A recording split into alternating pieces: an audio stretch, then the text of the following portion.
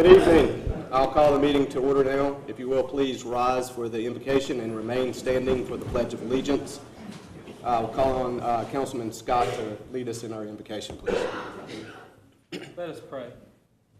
Heavenly Father, we come to you tonight, Lord, to make decisions on behalf of this wonderful community that is in this wonderful state that we live in, Lord. We just pray that you just come to us tonight, Lord, help us with our vision and be with our citizens, Lord, those that are here, and those that are not able to be here, Lord.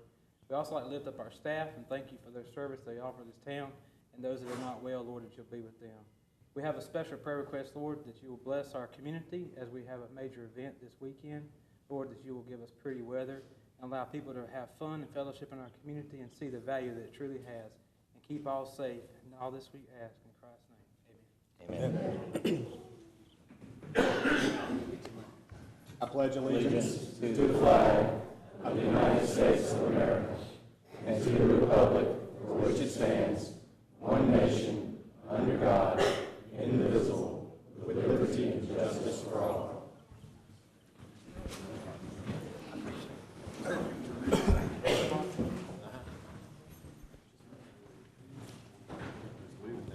Gentlemen, you see the agenda before you. Do we have any corrections or additions to the agenda at this time? Mayor, I have one item. I would like to move business item number 12 to presentation number 1. Okay. Mayor, I would like to move under business number 7 to the consent agenda. Business item 7 is amendment to city travel policy. Okay. Mayor, I move that we move items number 9 and 10 from this agenda, business items 9 and 10, for later discussion, possibly at our workshop.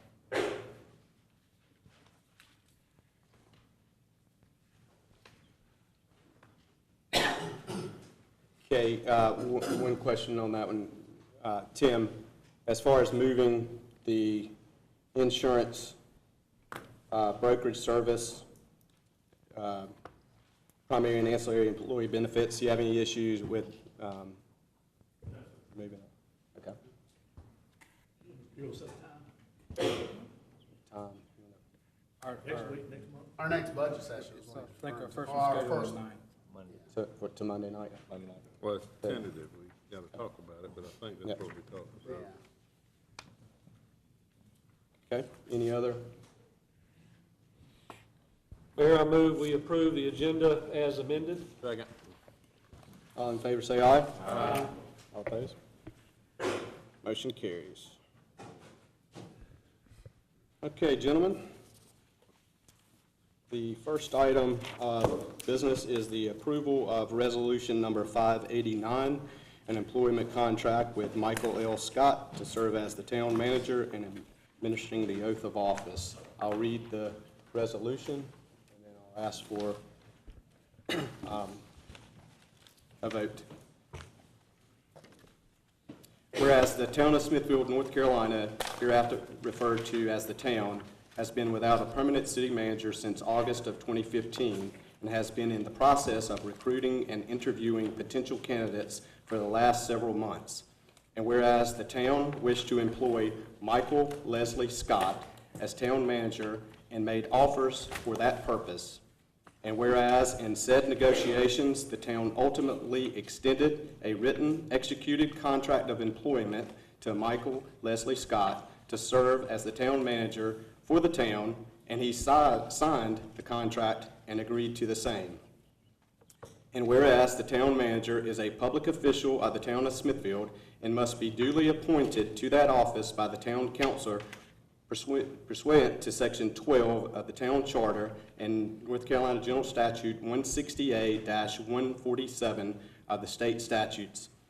And whereas the town council desires to appoint Michael Leslie Scott as the town manager effective no later than June the 1st, 2016, and to approve the contract previously extended to him and executed by the parties. Now therefore, be it resolved by the Town Council of the Town of Smithfield that it does hereby appoint Michael Leslie Scott as its town manager effective no later than June 1st, 2016. And be it further resolved that the council in open session specifically approves the contract previously entered with Michael Leslie Scott dated April 23rd, 2016, adopted this 3rd day of May, 2016. Gentlemen, do I have a motion to approve the resolution? So moved. Second. I have a motion and a second. All in favor say aye. Aye. Thank you. Now, at this time, it is my pleasure to administer the oath of office to Mr. Scott. So at this time, I'll ask him to come forward and any member of his family that would also like to come forward. Peggy?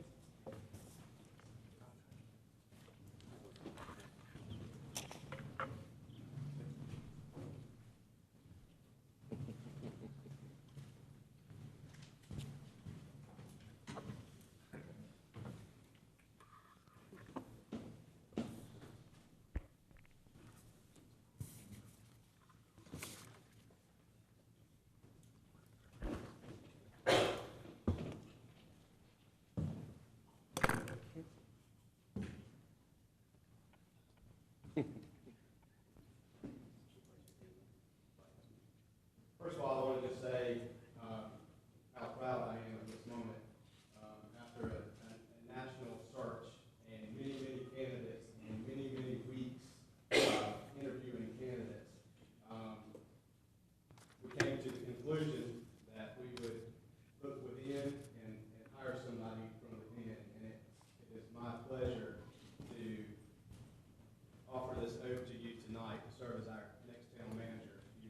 You've shown the leadership over the last few years that I think everyone on this council has recognized that you have, your dedication to the town of Smithfield, and just your professionalism really shows in your day-to-day activities, and we're very proud, or I am very proud, the council is very proud to offer this job to you this evening.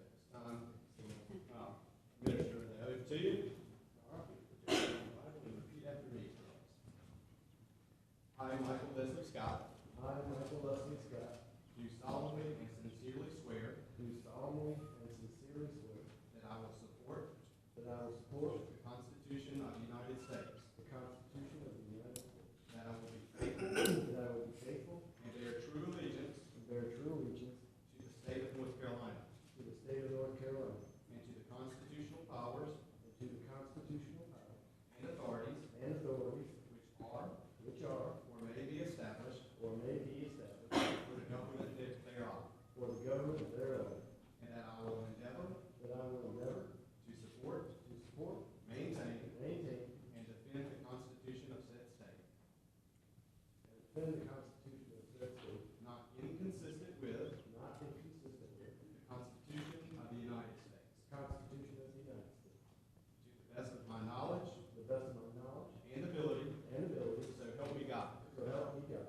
I, Michael Leslie Scott, I, Michael Leslie Scott, do swear do swear that I will well that I will well and truly execute and truly execute the duties of the office of city manager the duties of the office of city manager for the town of Smithfield, for the town of Smithfield, according to the best of my skill according to the best of my skill and ability, and ability, according to law, according to law, so help me God. so help me God.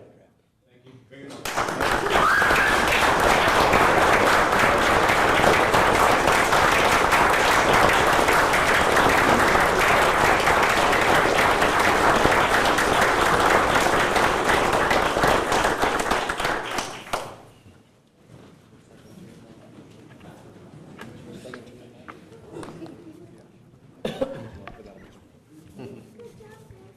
Thank you.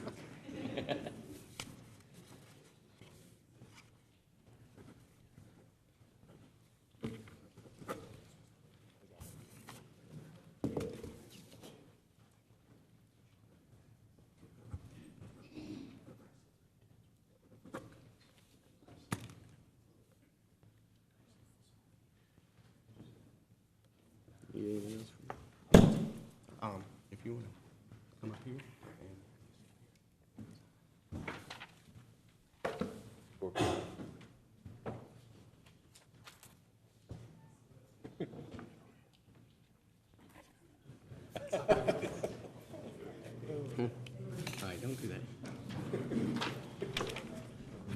It is official now. It is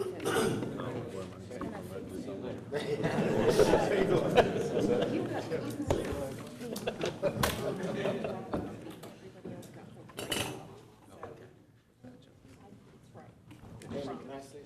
Sure, yeah, Mike, come right on.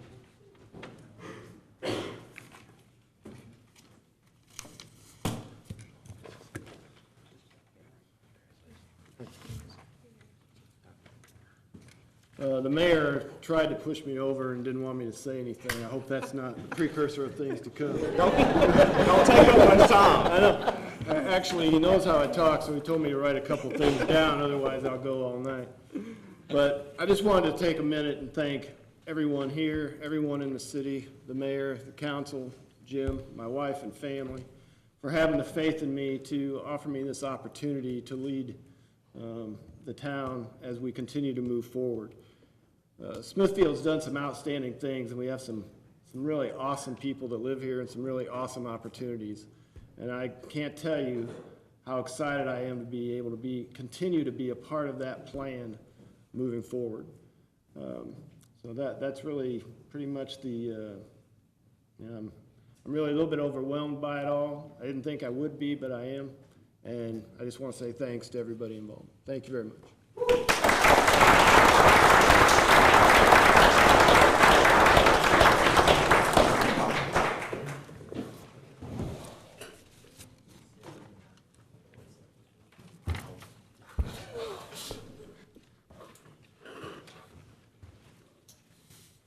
All right, the next item is proclamation in honor of the 50th year. Oh. Keep me- Okay. So the next item is proclamation in honor of the 50th year reunion of the Smithfield High School class of 1966. So at this time, I'd ask for any representatives of that class to please come forward for presentation.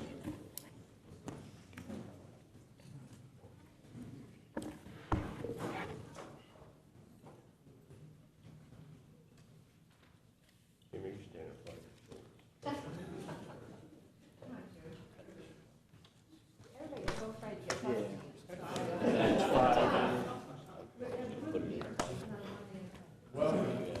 It's also my pleasure to present this proclamation to each one of you.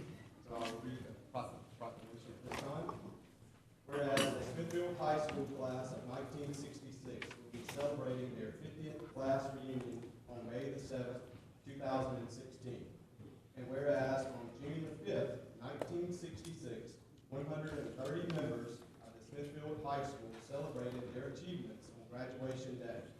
These 130 classmates would later become lawyers, educators, doctors, homemakers, dentists, pharmacists, musicians, police officers, bankers, writers, artists, nurses, engineers, business owners, and members of the community.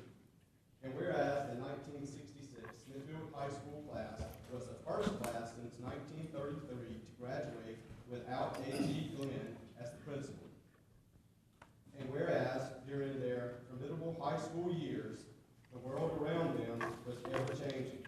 President John F. Kennedy Jr. was assassinated. The Beatles and their music invaded the United States. Black and white television was transitioning to color, and the miniskirt was the fashion rage. And whereas the 1966 Smithfield High School graduating class also faced adversities with the Vietnam War intensifying, many classmates were drafted or volunteered and eventually served in the Vietnam War. And whereas the 1966 Smithfield High School graduating class celebrated a major victory in 1966 when the baseball team won the Southern Divisional Championship of the Capital Area Conference.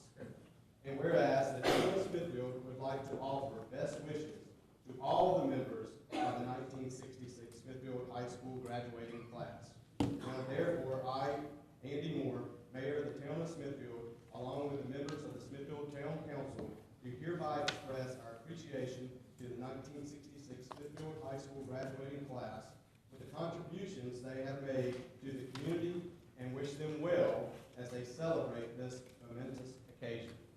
Congratulations and thank you very much.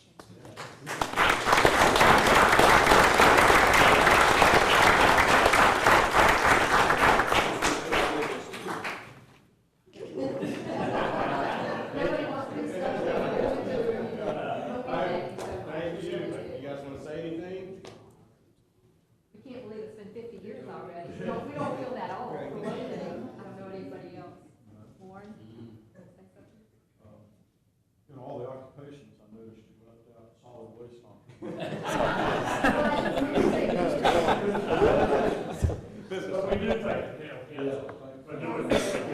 This is something that will be in at school, in our section of the school for a lifetime, and make other classes very jealous. And we also put it in our college reunion booklet that we're going to be giving out to everyone, so everybody will have a chance to read it this weekend. And we Great. thank you. Yes. Hope you enjoy. Thank you very much. Thank you for coming out.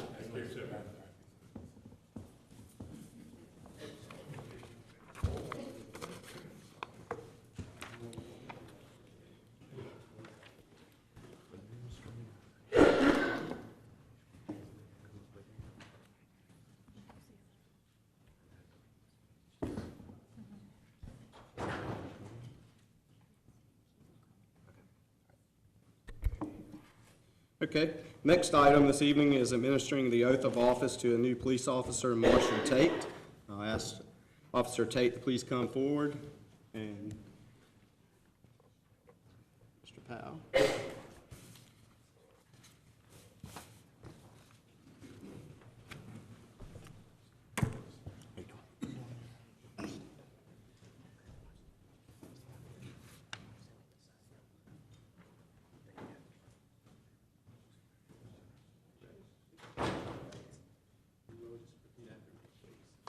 I state your name.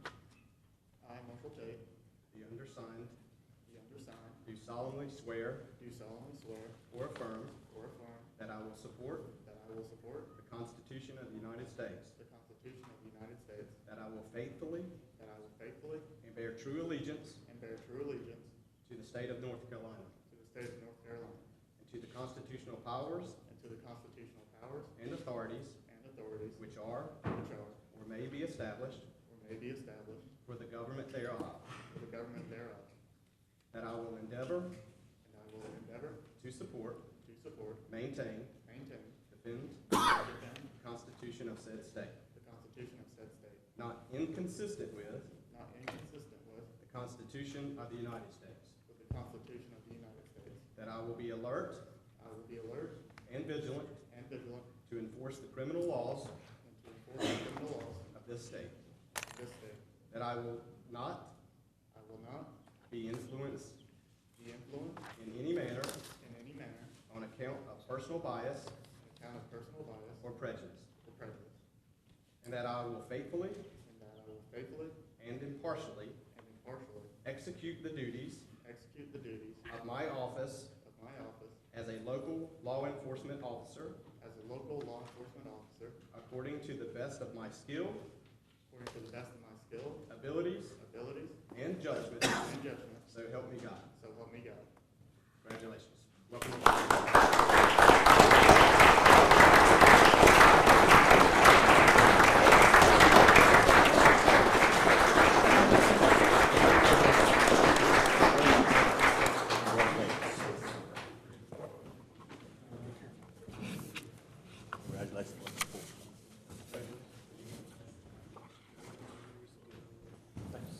Welcome aboard.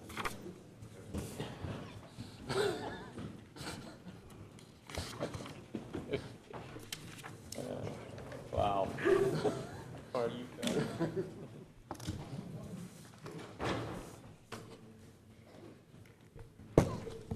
Okay, our next item this evening is a presentation from the Library of Johnston County in Smithfield, update of their grant awards. So at this time, I would ask the Executive Director, Margaret Marshall, to please come forward and make her presentation. Right here.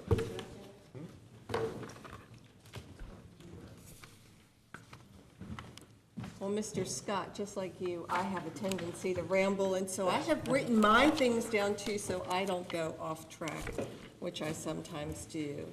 I wanted to take a few minutes tonight, and I mean few because this thing really rambles on sometimes. A few minutes this evening to give you an update on 2 Library Services and Technology Act grants that were awarded to the Public Library of Johnston County and Smithfield this year. The Literacy and Lifelong Learning Grant for $43,200 and the NC Cardinal Migration Grant for $54,762. These grants are federally funded by the Institute of Museum and Library Services and locally administered by the State Library of North Carolina, which is a division of the Department of Natural and Cultural Resources. Our first grant for literacy and lifelong learning allowed us to bring adult literacy services to Johnston and Sampson counties by partnering with the existing Literacy Council in Harnett County, forming the new Literacy Council, Triangle South Literacy Works. Other partners in this effort were our affiliated libraries in Johnston County, as well as the main libraries in Harnett and Sampson counties, and the Partnerships for Children in Johnston and Sampson counties. All our partners work with families on a daily basis, and their facilities are familiar, comfortable, and accessible places in which to learn.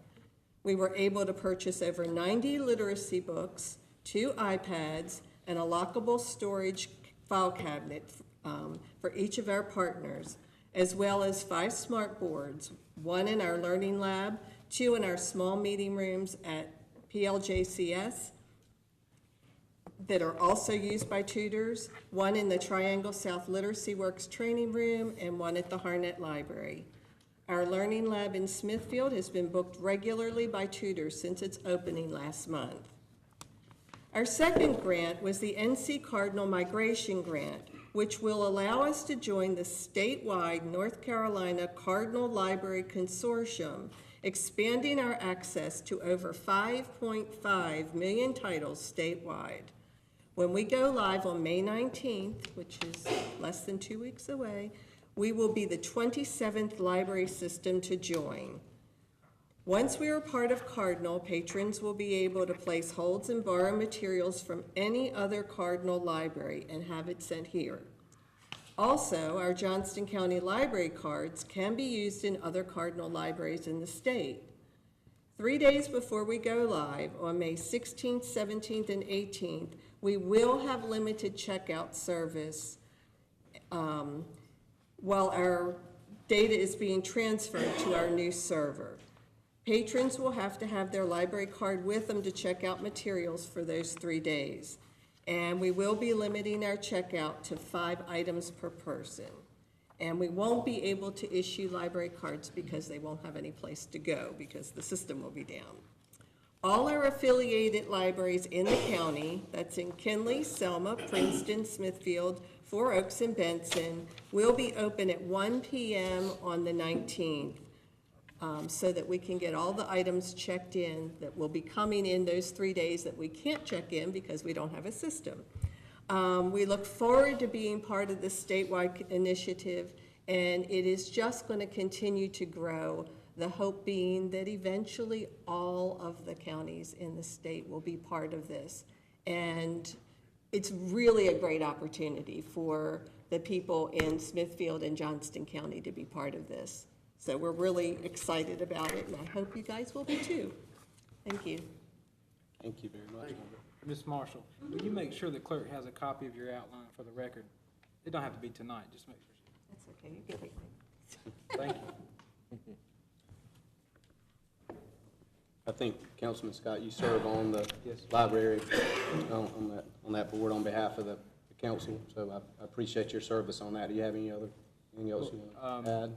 One bit of feedback, and I've spoken with several about that, but very thankful for the new learning center, and I understand it's being very successful and being really used available. And there's a lot of good resources in our library that sometimes don't get spoken about, so I'd encourage anybody to stop by and check it out. Very nice. Okay. Great. Thank you very much. This time, gentlemen, we'll move to our one and only public hearing for this evening, which is CUP 1603 Carroll Cottle Farms. The applicant is requesting a conditional use permit to conduct temporary outdoor sales of agricultural products on property located within the B3 zoning district. The property considered for approval is located on the south side of North Brightleaf Boulevard and approximately 500 feet northeast of its intersection with Hospital Road. The property is further identified as Johnston County Tax ID 15006002. This can be found on page 5 of your agenda. Mayor, I move we open the public hearing. Motion to open the public hearing. Second. Second, all in favor? All opposed? Motion carries. Okay. All right. At this time, is there anyone in the audience that'd like to speak for or against this project? Is the applicant here? If you will please stand and be sworn in by the clerk. Raise your right hand, please. Do you solemnly affirm to tell the truth, the whole truth, and nothing but the truth, so help you God? I do. Thank you very much. Mr. Embler, I'll turn it over to you, sir. Let me reference the council to the project, or the conditional use permit. This is what was known as the old Trop Hotel site. This is the storage warehouse. This is the pizza hut across the street, behind me the shopping center, and specifically to the location of this corner adjacent to the old Morgan Seafood. The property is located on the south side of North Brightleaf Boulevard, approximately 500 feet northeast of the intersection of Hospital Road. The applicant is seeking a conditional use permit for the temporary sales of agricultural products in the B3 zoning district. The total site acreage is approximately 3.62. It is zoned Business 3 Highway Entrance Business District, and this is for temporary sales. It's not for year-round. Our ordinance limits it to 180 days. There does not appear to be any environmental issues on the site. The property is bound by O&I and B3 zoning districts. This is found as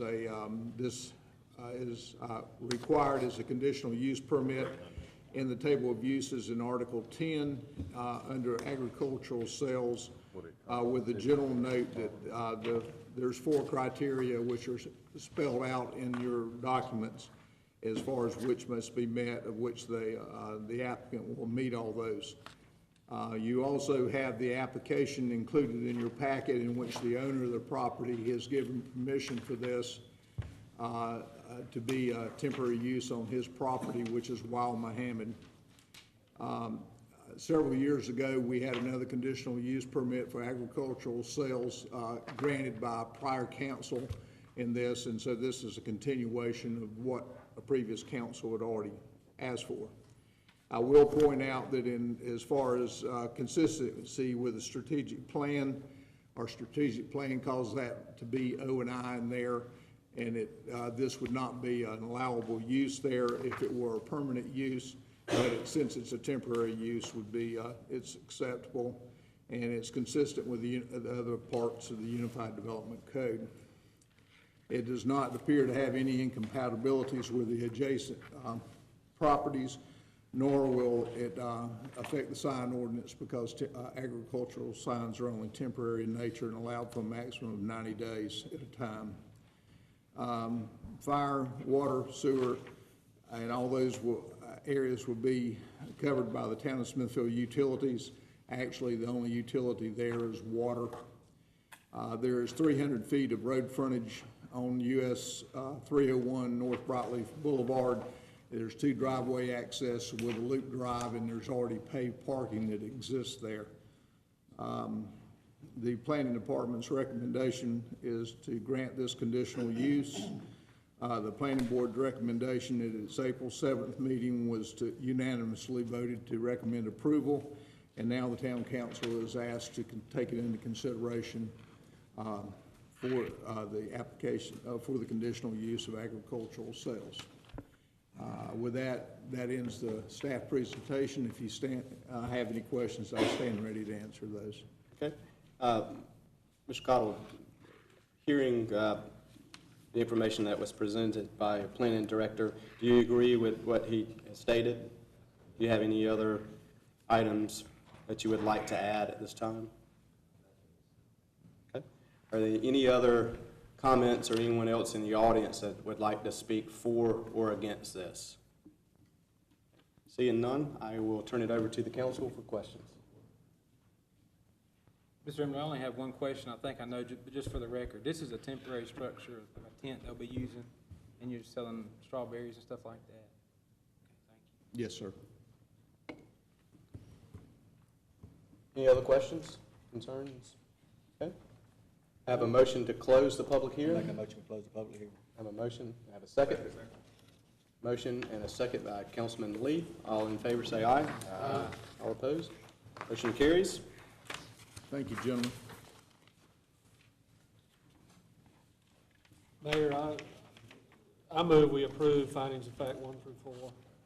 Second. Have a motion and a second to approve the findings of fact. All in favor say aye. Aye. All opposed? Mayor, I'd make a motion we approve the request as written. Motion Second. and a second to approve. All in favor, aye. Aye. Opposed? Thank you very much. Thank you.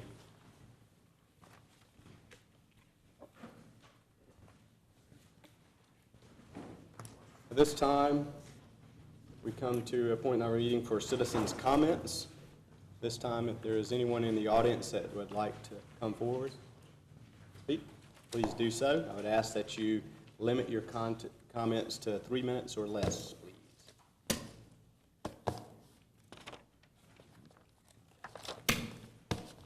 Okay, don't see anyone.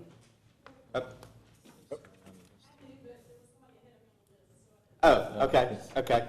I think you're, would you, yeah, come on up. That's okay, if you will, just come up here, speak into the microphone, state your name and address for the record, please. My name is Erica Sherrill. I live at 1004 Birchwood Court, Clayton, and I know that that is not a Smithfield issue. But my concern or my comments are directly affecting the Smithfield Selma Sports Academy. So I didn't know if you wanted me to kind of say what I want to say now or just wait until the business item thing, so. Go right ahead. Which I have copies of all this for you because I wasn't going to say all of it. Briefly, I just wanted to say that I kind of research everything to death before I do anything. So I found today that the SSSA, the academy, was established by the town council to promote the elite athletes that were attending or would be attending someday at Triple S. That I did not know, as my child will not be going to Triple S. And that the financial responsibility of the moving of funds for this academy was originally supposed to be processed through the account known as Friends of the Park, which I think is a subset of Parks and Rec or the SRAC. But what I found today kind of, I don't know, I mean, I didn't completely understand what the academy was, so I did not know as a parent in Johnston County, but again, I'm not a Smithfield resident, but my child does do Smithfield Parks and Rec because they're better. So. Can you say that a little louder? They are better. It's very well organized. I'm just in awe of how well the program works in Smithfield. Do not quote that on the internet, by the way. So what I found was that this originally, which I've not found the bylaws, I don't know that they can be found, but that the town council originated this academy.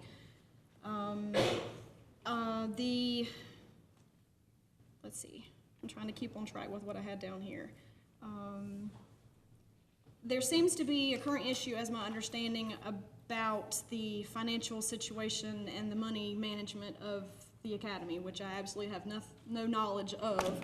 But what directly affects taking the academy down or disassembling it at this point takes the focus off of what actually is the focus, which are the kids, and giving them something to do.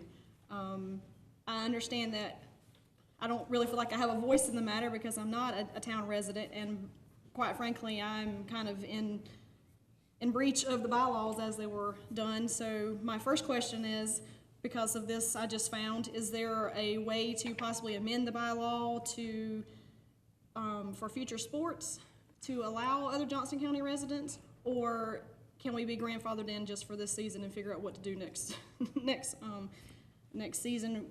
Mine is specifically about the basketball league. I know that there are other sports that this affects.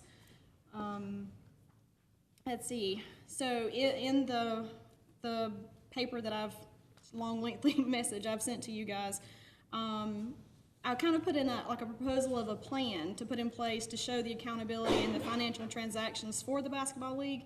I don't really know what the academy encompasses other than basketball. But it is my understanding, dealing with government, that everything should have a plan of action, as it were, and everything should be completely transparent, especially if it's got a dollar involved and it's not yours. Can you tell I'm a government employee? So with that, I just kind of put down some jotted moments of thoughts, rushed quickly today, about maybe forming a committee.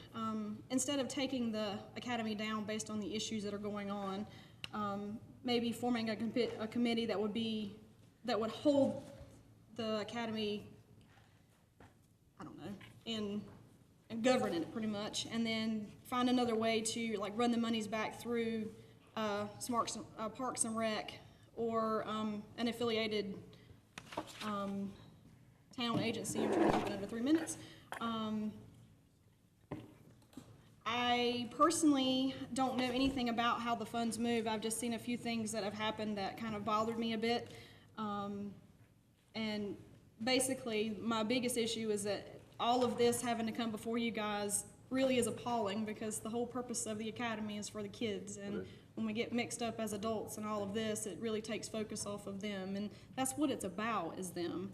So basically, I'm a black and white kind of person. So we have a problem, which is the money management and the transparency of that. So in my mind, I only see two options: that the academy continues to operate, but with a complete transparent and an organizational plan that's put in place by the town facilities can still be used, or the current director needs to establish a current league under a new name and continue to manage however he wants to manage, and act as a private group and pay fees just like everybody else.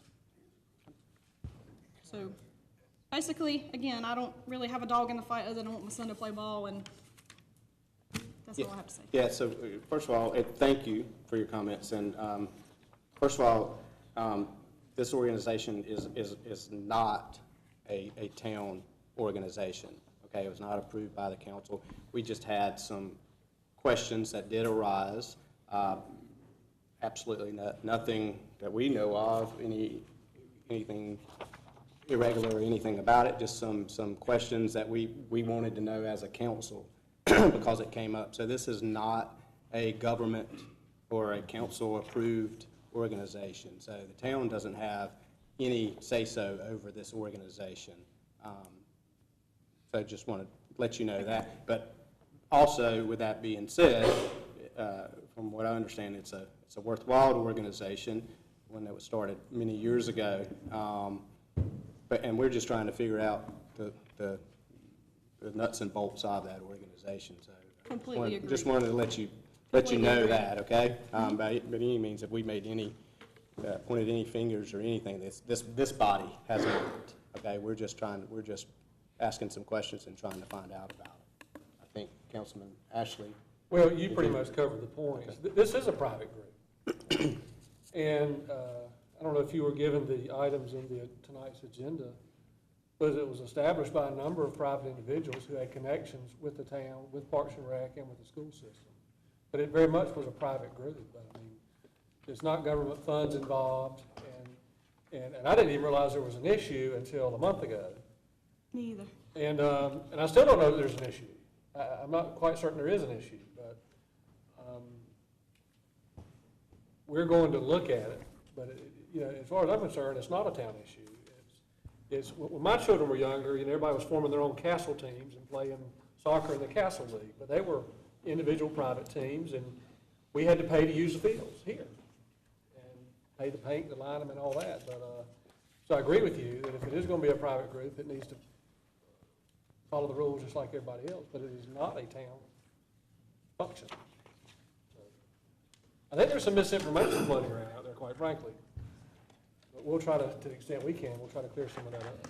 My concern is if it's a private entity, they just had a tournament 2 weeks ago. I know the aquatic center was used and there was no rental fees. There's a young man here of another organization, the Selma Thunder, who's catering to our Smithfield Selma athletes who it originally was designed for, but they have to pay. So my thing is, what's the difference? They have to pay to use it. So there are some issues. Yep, and those are the things we need, those are things we need to look into as far as that goes. We have this on the agenda to talk about. That's right. Yep, we do. Later on into the agenda. Right? Thank you very much. This time we will move to the consent agenda. We have a motion to approve the consent agenda. Make a motion, we approve the consent agenda. Second. Motion and a second. All in favor say aye. Mr. Mayor, I just got one item I was looking at. The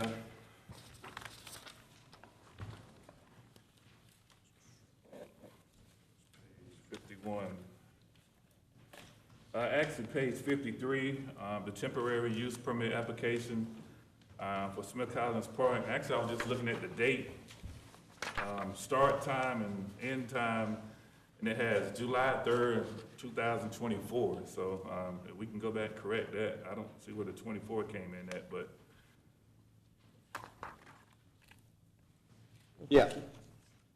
I assume that is July 3rd of 2016, Mr. Hemmel? That's it. I think they just incorrectly. Prior approval. Yeah, that's right. I think they just incorrectly filled out their form. But good point, Councilman Lee. Was that it? Yeah.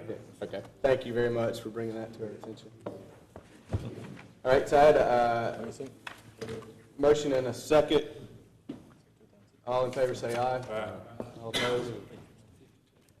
Thank you very much.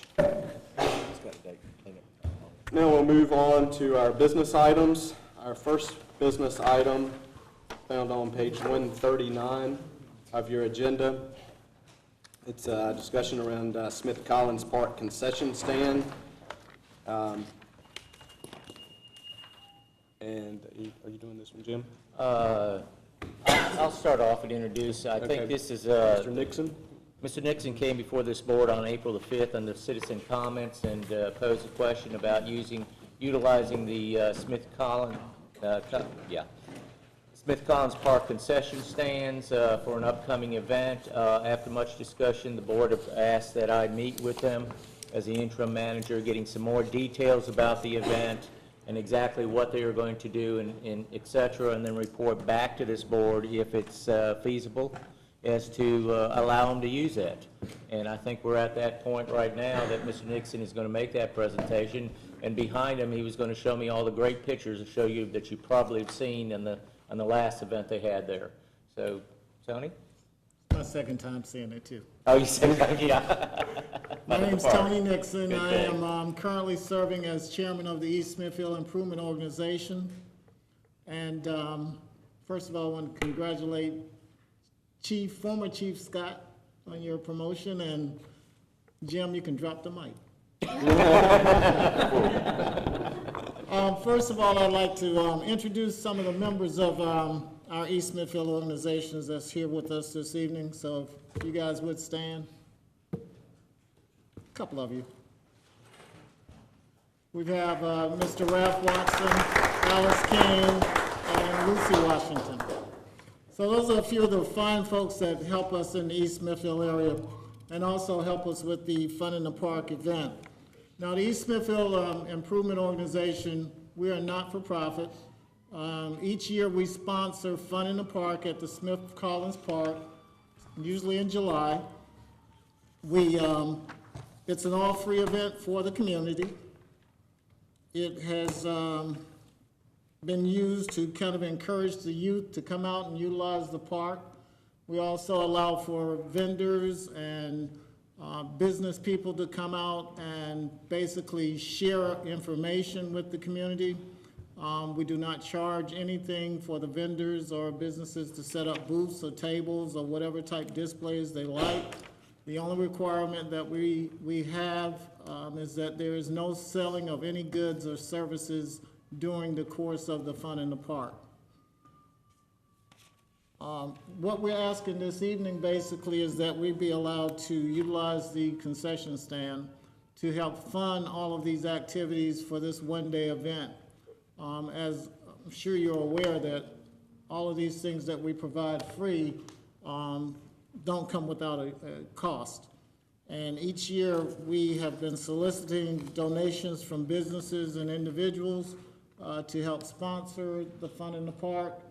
And I can tell you that over the past 3 years that it has continuously grown in numbers of people attending.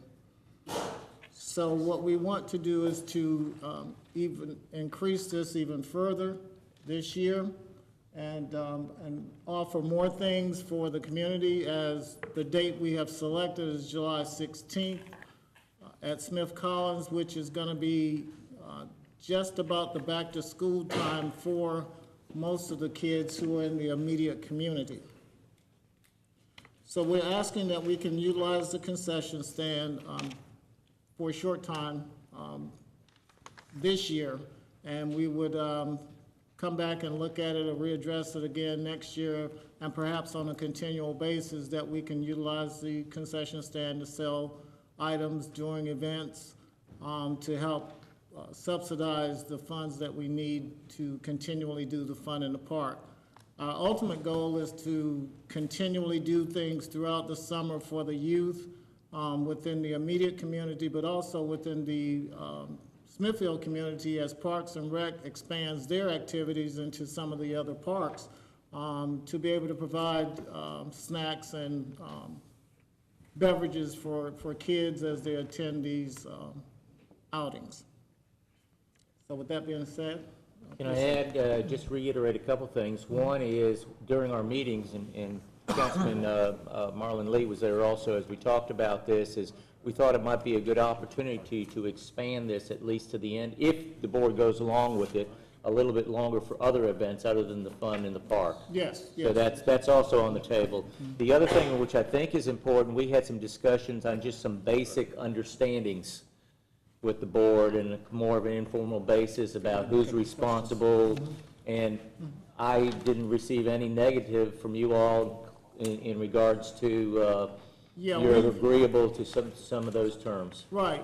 We, you know, as again, we sat down and talked about those things from a maintenance standpoint, from cleaning and that sort of thing. So the organization is certainly going to be responsible for the cleaning up after the event, or any of the events that we are a part of. And, you know, the only thing that we would ask is that, you know, when that building is turned over, it would be turned over in a useful and clean condition.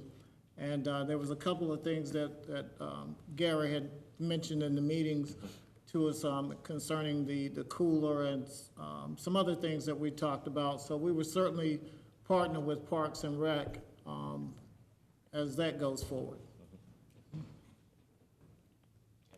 I have my opinion in there. I think it's a good opportunity to work with the community. So, let me ask a couple of questions. As far as utilities go, that's all combined in with the Smith Collins. It's all one umbrella, so we wouldn't be requiring them to pay for the utilities on the building or sewage or water or any of that. Well, my understanding is hardly any, other than the lights building, and correct me, Gary, if I were wrong, that's already tied into the other lighting, so it's really kind of, unless we put a meter on that, there's not any sewer plumbing to that There building. is a bathroom there. There is a bathroom on that. There's and I only think one central, everything is centralized for the entire park. Okay. And that was part of the discussion, is minimal They'll take possession of it, they'll be responsible for locking it and all that, and the city will be required for the maintenance side. No, not 100%. I think to get it to the point, I think that was mentioned, we would make sure that we had an inspection that would bring it to a point, and while they would have it, they would be, not the major, but they would be responsible for the upkeep while it's under their possession. Right. For the cleaning and all, but if there's a major problem with the If plumbing. it's a major or- plum, then I think we need to, That's a we city. have that discussion at that time. Yes, sir. Would this be accomplished by lease, say if nothing but for $1? Well, we discussed just doing some type of hold harmless type agreement. So again, yeah, it would be a short-term agreement between the organization and the town just to utilize the building. And we'd come back and revisit it again next year if we need to. So, how quickly would you need to make this work, how quickly would you need to take possession? Could you Well- wait until next month, or do you need it before then?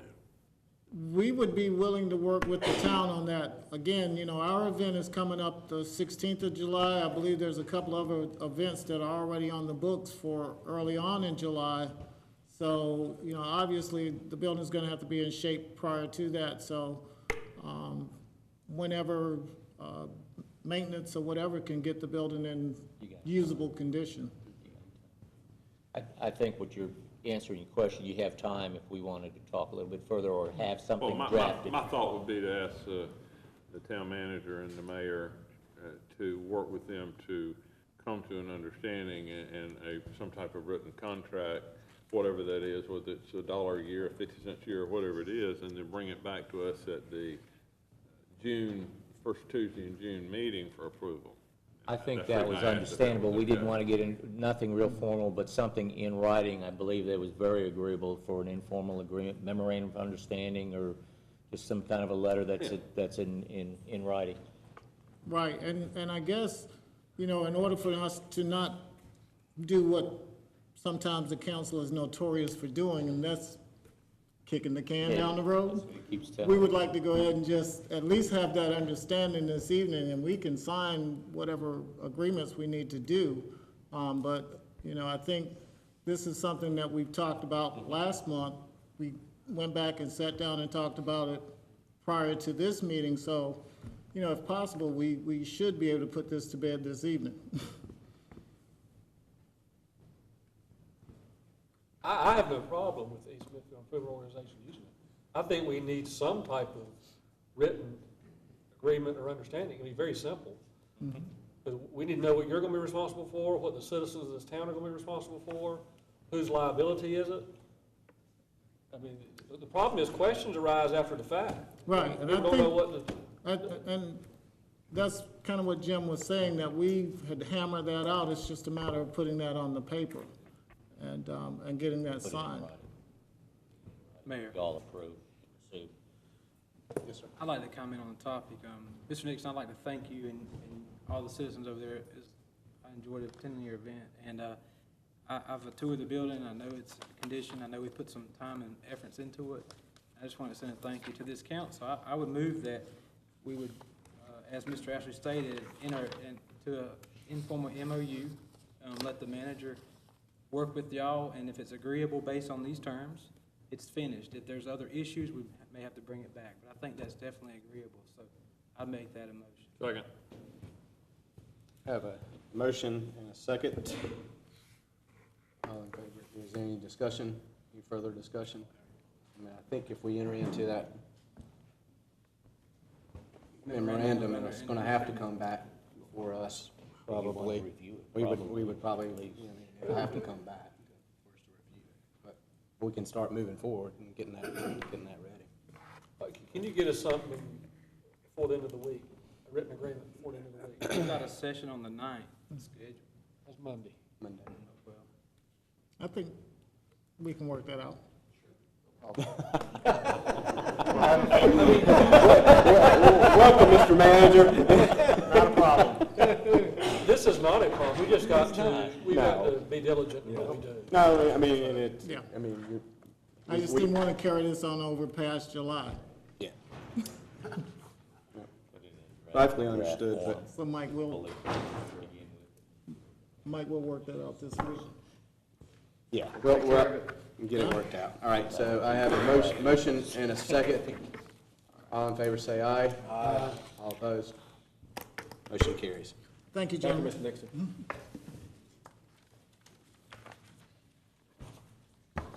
The next item of business is the Smithfield Selma Sports Academy. I'll ask Parks and Rec Director Gary Johnson and Tim Kerrigan to please come forward with the information. Just an update on that.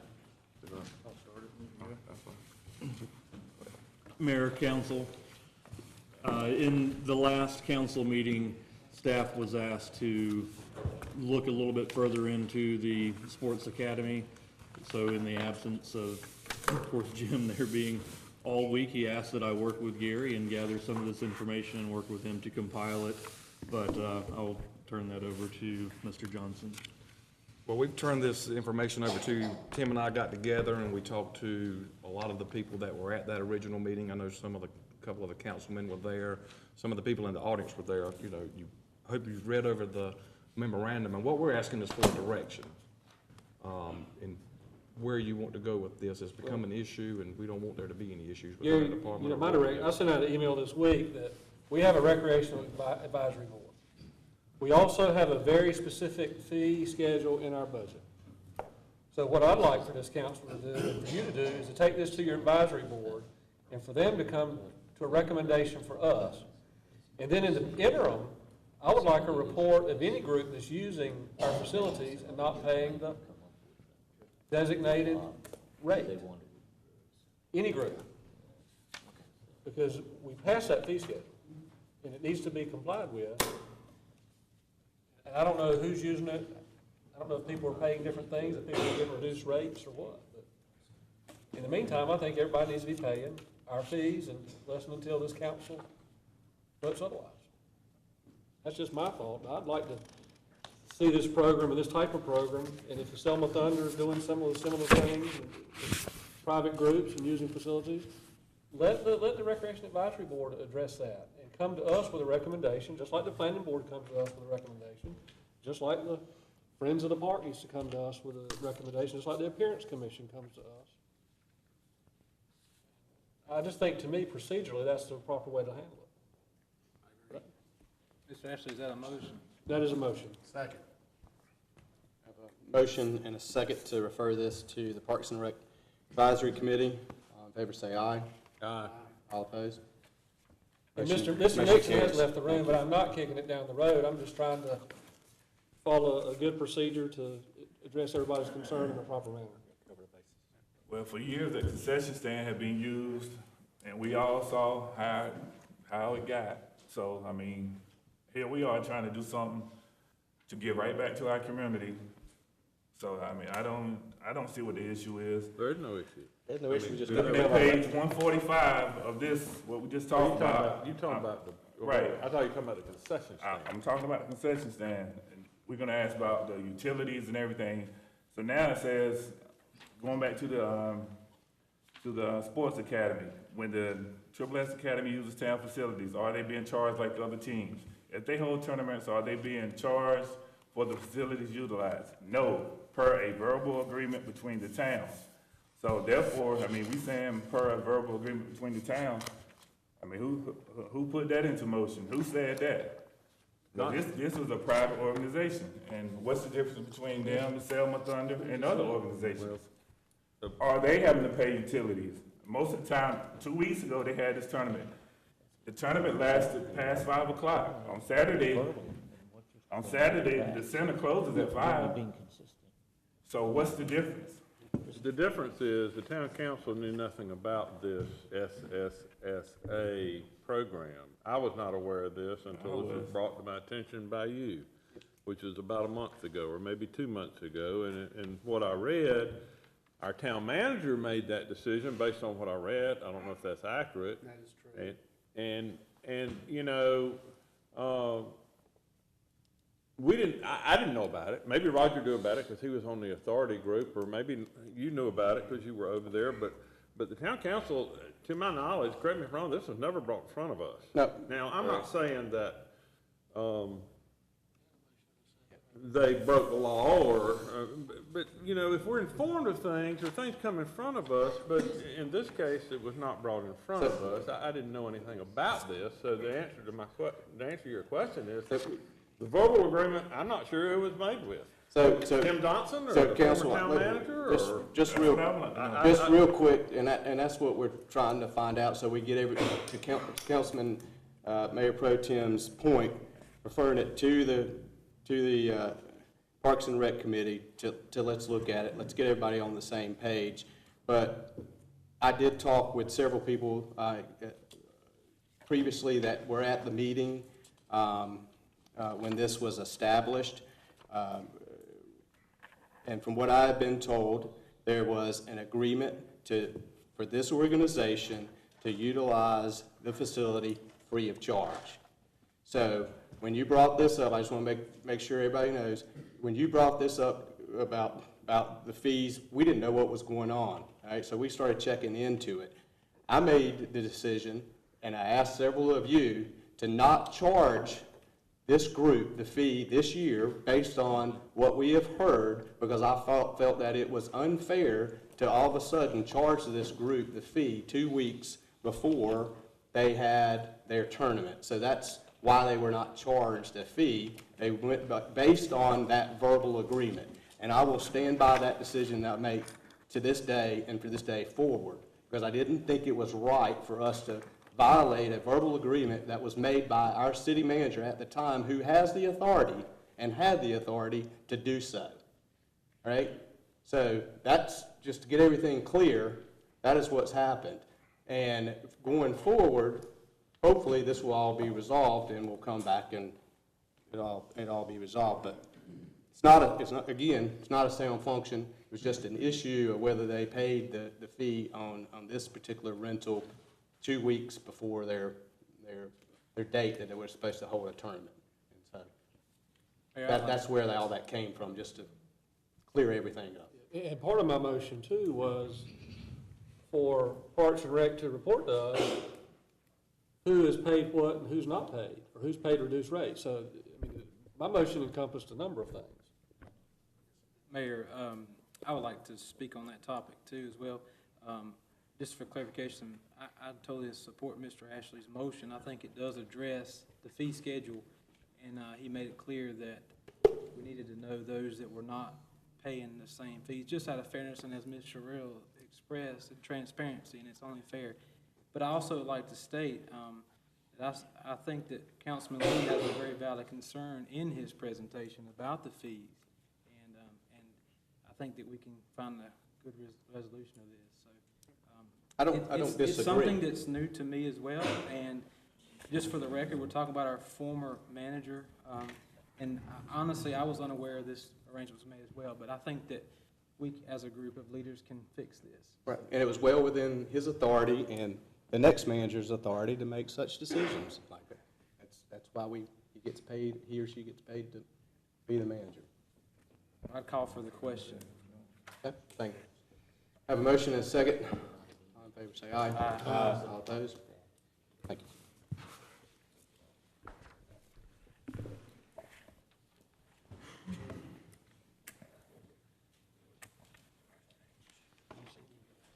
All right, gentlemen, our next item business is report on Pine Acres subdivision drainage evaluation. Ask our Public Works Director, Lenny Branch. Thank you, Mr. Mayor, City Manager, Town Council. I'm not asking for any council action tonight. I just want to kind of follow up on some drainage issues that was brought to our attention during the last council session. One primarily being 406 Birch Street, having drainage issues in their yard. You'll see provided in your agenda packets on page 147, a report from the town engineer on his assessment. Bill is here to answer any questions or anything that you guys may have. However, before we get into that, I do want to bring some things up to your attention. And I was invited to the East Smithfield community meeting by Mr. Tony Nixon last week, and had a couple more drainage concerns that was brought to my attention there as well. Tony, I appreciate it. Very positive meeting. One of them was from Mr. Watson, property on Blunt Street. A drainage ditch that runs directly behind their property is highly vegetated and have some blockages possibly under the CSX Railroad. I'm gonna have staff to go in and remove that to relieve some of the drainage issues there. Another one was the Martin Luther King Boulevard. We have a concrete swale that runs directly behind the Federal Housing Authority that's backed up. And that line drains a lot of the adjacent streets. The primary problem there, I walked it, is the Johnston Community College ditch is blocked up. I contacted their director of maintenance and talked with Mr. Woodard. He's gonna have his staff or possibly a contractor, not really sure who he's gonna have in to open up their end. And at that point, soon as that end is open, the town's gonna come in and completely clean that concrete swale and eliminate that problem. I've witnessed some issues on Old Goldsboro Road, some high shoulders by the Progressive Men's Club. I've got a work order on having staff to go in and break those shoulders down to eliminate the water standing on the road at that point. And we've had the jet truck on Cedar Drive on numerous occasions to blow out the drain lines there. Today, I actually took a picture of what we pulled out underneath the road. It's a 15-inch drain line that drains from catch basin to catch basin. I sent it to Mr. Nixon. He has special interest in it, and Mr. Williams, both residences right there where the catch basins are, and they've had a problem there. So what we're waiting on to be able to determine our next step is getting a camera in. I know Mr. Williams is probably tired of hearing this, but the town's camera is down, the sewer camera we have. The contractors that I've reached out through our engineer, their cameras were down. I even reached out to the town of Selma, their cameras down. So just as soon as I can get a camera where I can get in and shoot the line, then I can determine where these roots are infiltrating into the RCP drain line, then we'll be able to go in and address that problem to eliminate the roots from growing in that. I think if you have any questions, I'll be glad to answer them. Bill will be glad to answer any questions on the assessment of Ms. Washington's property as well.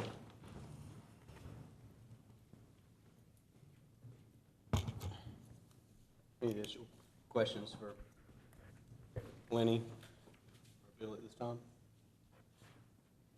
Lenny, I do have one question while they're looking at, Ms. Washington brought her concerns up, and I appreciate y'all looking into this. I hope we can find a good resolution. One concern in talking with some of the citizens in that area that I was concerned about, and maybe you can help us better understand, is why is that area considered a wetland or a lowland? Why do they have to build their houses up on if they put a new structure in there? Is that any part of this? Have y'all looked into that? Haven't looked into wetland issues, but that, I mean, the yards and the subdivision itself wouldn't be wetland. Well, it's my understanding if they build a new house out there, it has to be put up on elevated structure. I would have to look at the North Carolina flood maps. If that's in a 100-year floodplain, then your flood hazard protection ordinance would kick in, and the finished floors would have to be above the base flood elevation, which would mean they would have to elevate it. I'm not sure that is in the flood hazard area. I don't want to speak out of turn, but I recall that has been removed and no longer a requirement. Well, I know that some of the citizens have expressed that concern. That's why I asked. I know we're talking about water. I know this would be something we could look at as a way of trying to fix that, but I was just curious about that. Any other questions? Ms. Watson, I want to thank you for bringing it to our attention. Mr. Watson, thank you for bringing it to our attention. But I wanted to use tonight as a educational tool for the whole town in general. A lot of our drainage problems that we have, and I talked about this during the East Smithfield meeting, we're like any other town our size. I mean, sure, we could use some drainage improvements in all areas of town, but a lot of our problem is self-induced. We have an ordinance in the town of Smithfield that prohibits yard debris to be placed within the gutter lines, from gutter to gutter. And what's happening in a lot of cases is this debris is being washed down on top of the grates. Some of it's washing into the pipes. Naturally, sewer lines run through these pipes, gets clogged up underneath the sewer lines and causes problems. So we are contributors to a lot of our problems. If we could eliminate putting this debris in the streets and on the curb lines, we could solve a lot of our problems in general just by doing that. So, Maybe we need to put a mailer or something out in people's light bills or something, tell them to put it on the curb or something, so. Okay. I haven't. Let me tell you what, if we started writing citations for people putting it out on the curb or stop them putting it on the curb, I'd be packing a U-Haul truck moving out of here. That's one thing that everybody in Smithfield does. Yeah, they do. Being nice. I just set up an information thing, let people know. It's a great idea, but, you know, I have a brother that lives in. Yeah, well, that's not gonna happen. I mean, they're gonna read that and laugh. You know, that's a waste of money. People, that's a very important thing people want here in Smithfield. Now, let me tell you, there's a lot of cities, they don't pick up debris on the side of the road. You got all these people that are going in and doing this remodeling and all this building, and these contractors are stacking stuff out there, and who picks it up? Town of Smithfield. Your crew. You go to where my brother lives, you got to haul, there is no such thing as taking stuff to the curb. You can take your garbage can out there and leave it and come get it, and if the next day it's still there, they write you a citation. But if you've got debris or anything else, you haul it off. You don't put it in bags, you don't do this. So, but I think that for us to think that people are gonna wanna go along with that, and Lenny's right, I think that I'm not big enough boy to push that much. All right. I think his only statement was instead of putting it in the drainage area in the curb or gutter, put it beside the curb. Yeah, maybe we can do some public, you know, put it on the web. Great idea. Let's put some on the website, let's try to get the information out there, kind of, to your point, Lenny. No problem. It's, try to educate the public Ms. a little bit Washington, to was help this us out. debris beside your curb? Was that part of it? I don't think that's the issue. No, he was he didn't say anything about that. No, He's talking. No, I was just speaking in general, town-wide. In general, right? So, right, Lenny, anything else that you would? Okay. All right, thank you, gentlemen. Thank you.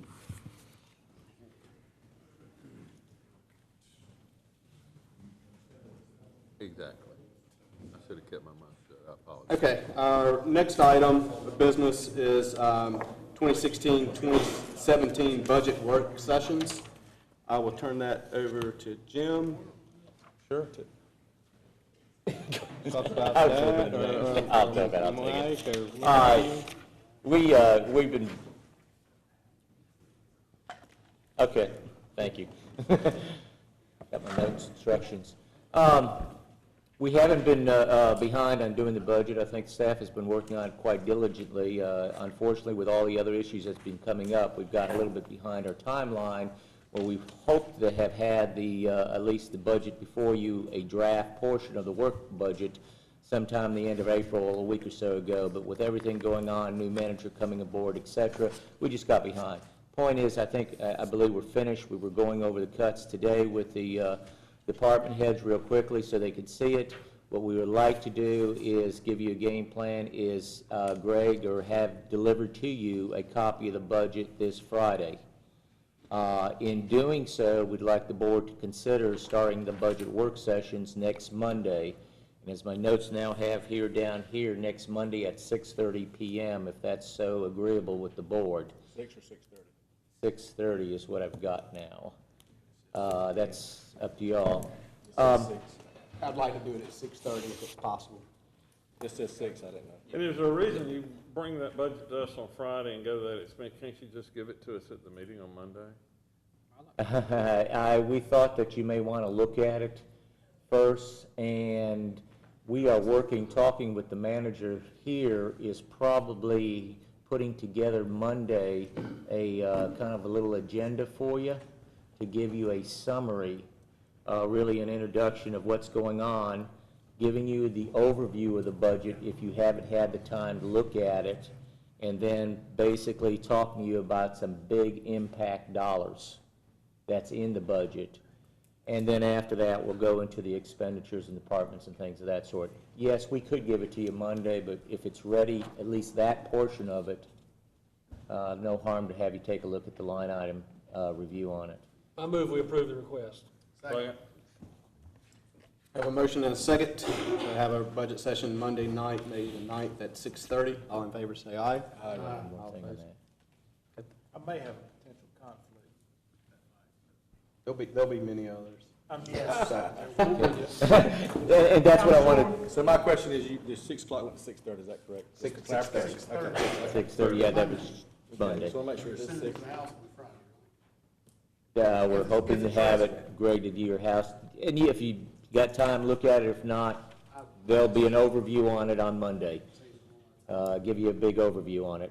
I did want to add to it, we were trying to look at doing, probably give you a heads up, talking with the manager here, is maybe a 3 days, but depending on how you go, it may be more than that. So what we would like to suggest, instead of setting up any other dates, is when we finish it, is maybe you all adjourn your meeting like you've done before and then get on to your next one, because it's going to be difficult to start picking dates and getting them ahead of time if it takes longer. Okay. And that's basically for the press if they need to. This meeting Monday night is not a, quote, budget meeting that where we'll be having department heads roll through. This is just a conversation meeting, is that Well, I correct? think at that, the manager here would like to have the department heads available too as they do the overview of the budget, things of that sort.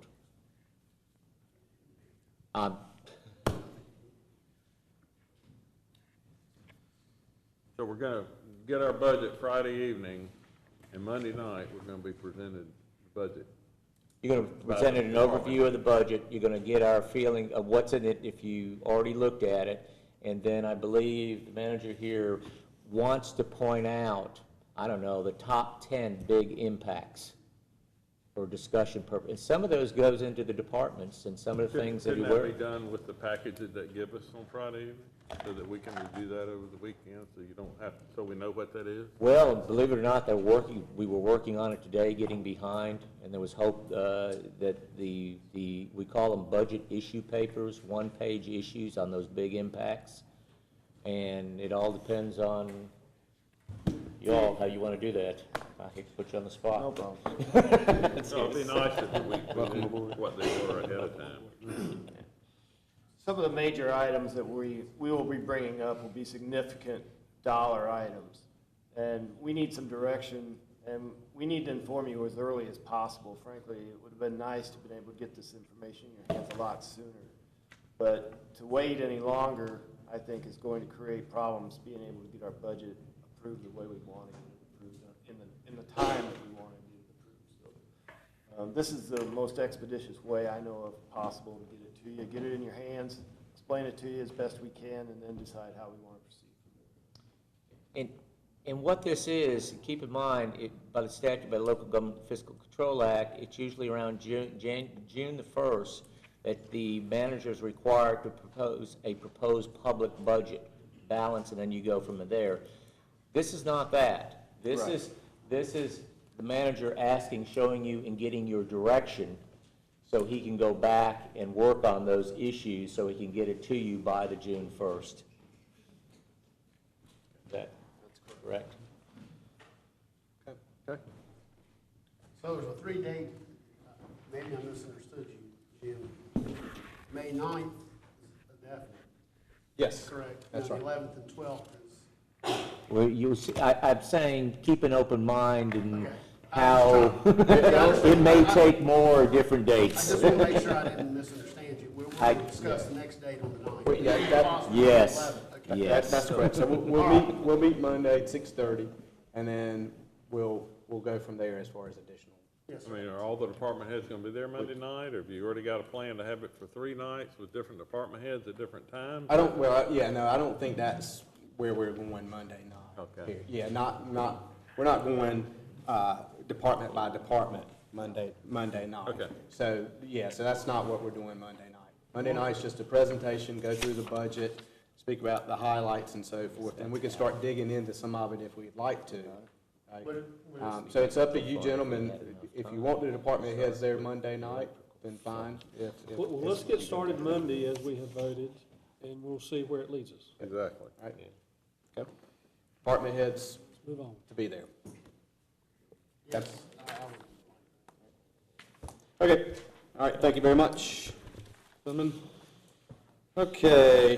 Let's see where we are. Okay, our next item on the agenda is the property acquisition. I'll call on the new manager, Scott, to present this information. It's on page 151 of your agenda. Thank you, Mr. Mayor. In your packet, you have a request to allow town staff to open up discussions with the property owner at 116 South Fifth Street. That's the property that sits just south and adjacent to the police department. There's a house that caught fire there earlier this year. The house is going to have to be demolished and hauled away at some point. The property owner is here this evening, but what we're asking for is an opportunity to sit down with her, discuss the possibilities of the town acquiring that property, since we not only own police department property, but we also own the property directly south of this location as well. So this property is kind of an island inside a property that we already own. For future expansion purposes, it seems feasible that we should at least entertain the possibility of acquiring this property. We'd like to see what it would take to do that and bring that information back to you to discuss at a later time. I make a motion to approve that request. Second. A motion and a second. Any further discussion? Seeing none. All in favor say aye. Aye. All opposed? Motion carries. Thank you.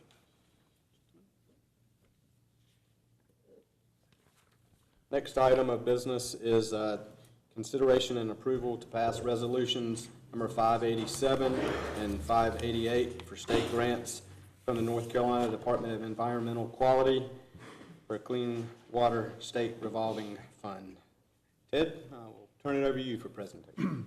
Thank you. Good evening, gentlemen. The North Carolina Department of Environmental Quality Clean Water State Revolving Fund has given municipalities across the state an opportunity to apply for grant funding. The grant funding is to is for asset management and asset inventory. So we have applied for this. We've sent in 2 applications, one for water and one for sewer. Part of the application is we must have a resolution by the governing body, which is what's been put before you today. The resolution states essentially that the body understands what we will be appointing a designated official for all correspondence, in this case, town manager. Also that it will abide by the laws of the state and the country. And then thirdly, that we will match funds of any grant given 10%. So in other words, if we are, the maximum grant that can be allowed is $150,000, which means we would have to match $15,000. It may not be, if they may decide to give us $100,000, we have to come up with 10, et cetera. The math is pretty simple. These funds, the matching funds are already in the proposed budget for next year, and you'll be seeing that next week, obviously. And it's a grant, it's not a loan. So if we are given the grant opportunity, it's essentially free money. The use of this, obviously, for the sewer side is to continue our evaluation and assessment of the I&I problem that we have, and you're all well aware of that. And then for the water, we can also use it for asset modeling to find issues dealing with low chlorine or low pressure. And essentially all I'm asking tonight is that we approve the resolution, sign off on it. It's part of the application, we'll get it in.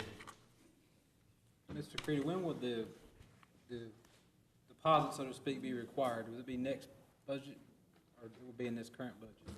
The 10 or 15,000, the 10%? Yeah, it'll be for next year. They won't even award the grant probably until July 1. It'll be for next fiscal year. Is there any stipulation on the money as far as what we can do with it? I mean, obviously we'd use it for infrastructure, but. Yeah, it must be used for asset management and asset assessment, which is what we have planned anyway. We can't go out and, like, up to 10% can be used to purchase materials. So if you wanted a meter or something like that, you could, but only 10%. So it really has to be used for, the whole intent of this grant was to get small towns to develop a plan to address whatever issues they would have with aging infrastructure. I think Smithfield's ahead of the game on that and puts us in a good position. Mayor, I'll make a motion to approve the request. I second. A motion and a second. Any further discussion? Seeing none, do I have All in favor say aye. Aye. All opposed? Motion carries. Thank you. It's been a long Okay.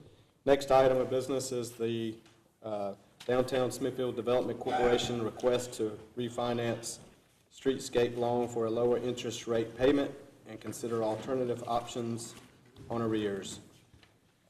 Greg? Council, Mayor, thank you. We come before you this evening to have the council either reaffirm or amend an agreement that was made with Downtown Smithfield Development Corporation regarding the streetscape loan, streetscape project loan. I'll allow Sarah to give you a little bit of history, and then once the decision is made, I'll have some final remarks to say. You all have the letter in front of you, but just a brief overview of the history. Back about 2006, the town and DSDC started working on a streetscape project that buried power lines along Market Street. The initial intent was to also include sections of 3rd Street, but the project costs pretty quickly started rising, and there was a deficit. So portions of the project had to be cut, and there was a gap in funding for the project. So the DSDC requested that the town take out a loan that the DSDC would then pay back to meet the needs that remained. About 4 years ago now, actually a little longer than that, the former DSDC director, Chris Johnson, came before the council and asked that 3 years of payments, which are right at $15,000 per year, be forgiven in order to fund some improvements at the Hastings House. The Hastings House was built in 1850s. It's been moved twice. Before the DSDC moved in, it was home to Parks and Recreation. Since the DSDC has been there, the original hardwood floors have been refinished. And at some point in the history of the house, the upstairs porch in particular was improperly patched, which caused some water damage, and water seeped down from the 2nd floor porch to the 1st floor porch. And before the work was done, we were told that it was not far from falling in. So Chris Johnson approached the council and asked that 3 years payment be forgiven, and that would fund the porch repairs being made, the repair or replacement of the original glass windows. Those had been screwed shut, painted over for years, and we had those repaired, and also painting the exterior of the house, which was lead-based paint. It was his understanding at the time that the council voted to forgive 3 years of payments, but when I contacted Greg about the streetscape loan back in January or February, he discovered that the motion was actually for deferral of 1 year of those payments. So that was purely a misunderstanding on his part, which has been carried forward. So in the interim, the DSDC has missed 2 payments, right at $30,000. The repairs have been made to the tune of about $52,000. So our request is that it would be great if the council would consider forgiving those payments, recognizing the value of the work done.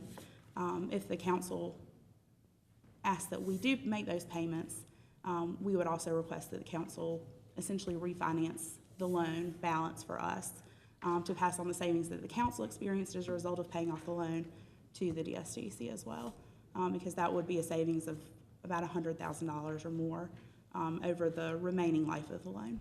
Do y'all have any questions at this point? I thought it was a 3-year deferral, and I thought your budget was cut, not yours, but downtown development was cut, and it was just a reallocation of funds. Don't pay us, just forgive the debt. So I don't know, I'd have to look back at the budgets for DSDC, but I thought that their budget, the funds we provide DSDC, was cut by a similar amount. But here again, my memory. The budget was also cut about the same time. I thought that's what we did. I thought that's what we did. The request was a 3-year forgiveness. The motion was actually a 1-year deferment. Well, there was, correct me if I'm wrong, Andy, but there was some money that was being paid to downtown development for economic development. That was cut. But I don't remember us cutting the budget. Correct me if I'm wrong, but I think we cut that, we definitely reviewed that, but that was actually never quote budget, that was for Chris to do economic development work for the town. The DSTC was initially funded through municipal service district taxes that the downtown property owners pay. At that time, it's my understanding that some of the downtown properties were not being taxed at all, and that the council would match dollar for dollar the MSD tax with a town contribution to the DSTC. So when I came on board at the DSTC back in 2009, the council's allocation to the DSTC was about $75,000. And then about 2 years later, it was cut to $55,000. When we had our financial problems, probably Sure. right. How many properties does the DSDC represent, do you know? We have about 150 property owners, or properties, I'm sorry.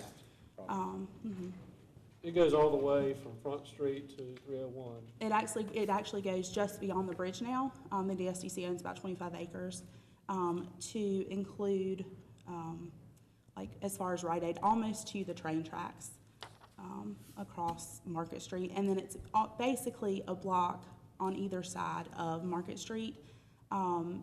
On 3rd Street, it extends 2 blocks. Ms. Sarah, what's the total amount you're asking for the council to forgive? The missed payments are $30,250. Is that total or per Yes, payment? that's what the DSD should have paid last year and the previous year, according to the motion. So we're that was 2 years made. behind. Right. It's $15,125 per year for a total of $30,250. How much more repairs need to be done to that building? There are other things that definitely could be done, and backing up just a minute, the DSDC would not have made some of the repairs without the understanding that the funding was there for it. So things like the porch needed to be fixed. That was a safety issue. The windows could have stayed like they were. There were some broken panes and that sort of thing. So some of those were more elective things.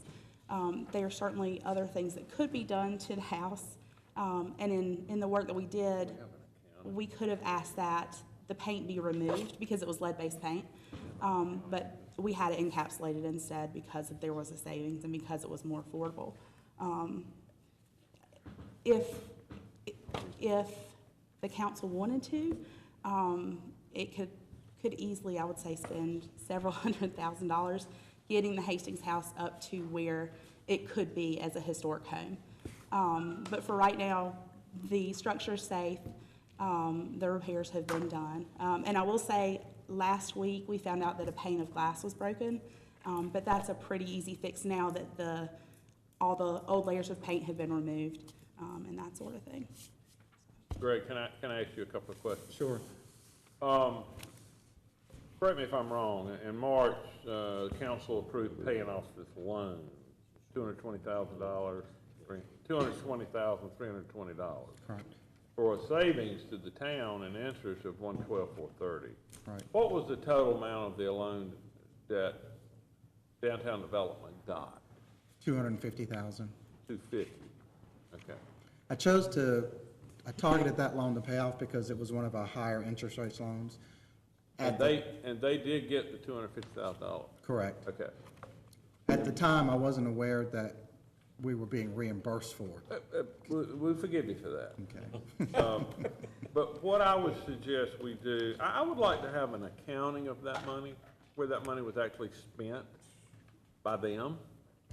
I don't know whether you can handle that for us, or, I'd like to see, if we're talking about forgiving money or forgiving interest, I'd like to make sure that it was spent on what it was supposed to be spent on. I don't think that money was actually spent by the DSDC. I think it was money incorporated into the overall streetscape project. And I could be mistaken on that. I'd go back to what I said. I'd like to have some history on this as to, look back in the minutes and see what this was supposed to be done with and what it was actually spent on. And then I think we would perhaps want to make some type of ruling once we get that information. hopefully we can get the information before the next meeting so that it could be on our next meeting agenda. And that's a motion that I would make, that we ask you to reconcile that for us with them and bring that information back to us so we can just review exactly what we need to be doing.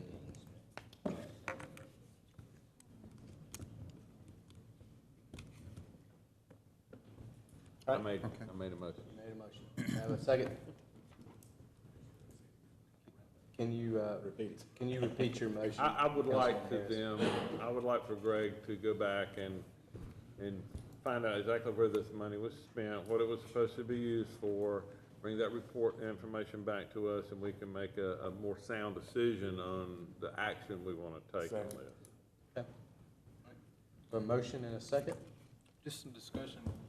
Just one question. Sarah, the $30,000, is that gonna put you in a bind with that? It's already delinquent? Do we have enough time to do this? No, the DSTC has saved some money over the past couple of years because some of our incentives weren't used as we had hoped they would be.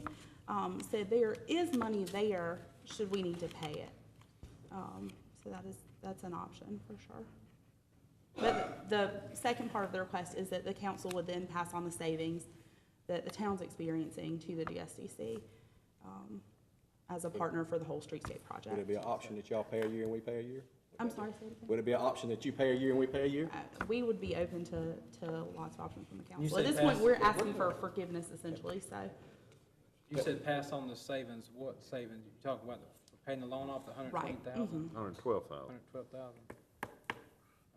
$112,000. I did do some calculations, and not knowing how this was going to go. At the time the loan was taken out, the USDA charged a rate of 4.25%. If we were to reduce that rate by 2%, it would give the town a good return on its money that's out there. Mind you, this loan still has, to date, 24 years left on it. It was a 30-year loan. So 2.25% return is a good rate of return on our investment today. What will be 20 years down the road is to be seen. But lowering the rate by 2% would effectively lower their annual payment by some $3,000.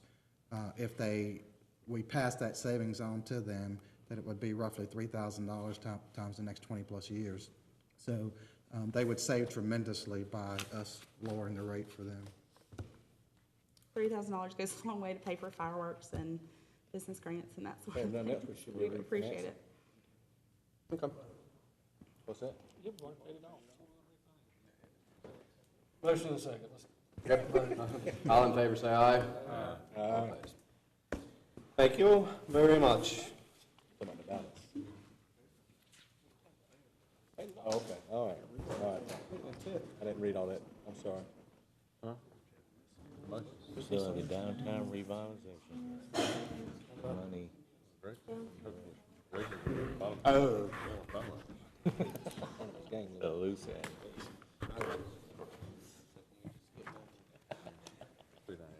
Okay, our next item of business is the downtown revitalization grant projects.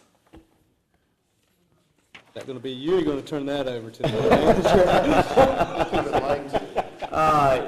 At the last meeting, just to bring you back up to date, I think there was a lot of discussion. We need, this is one of these loose ends we need to take care of, or I need to take care of before I move on. We've known that we've had some money we just have to apply for with the state, and we keep putting it off. I'm just being up front.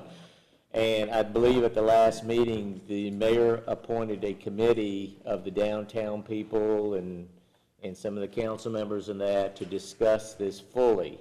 Well, we met fairly quick to get this thing moving, and then you have an email, I think, from me or from them in regards to what they wanted to spend it, and this raised a lot of questions in regards to Ted's presentation, I think, at that meeting, which was a little bit beyond to get, and not getting on you, Ted, but I think that committee really to move forward with that.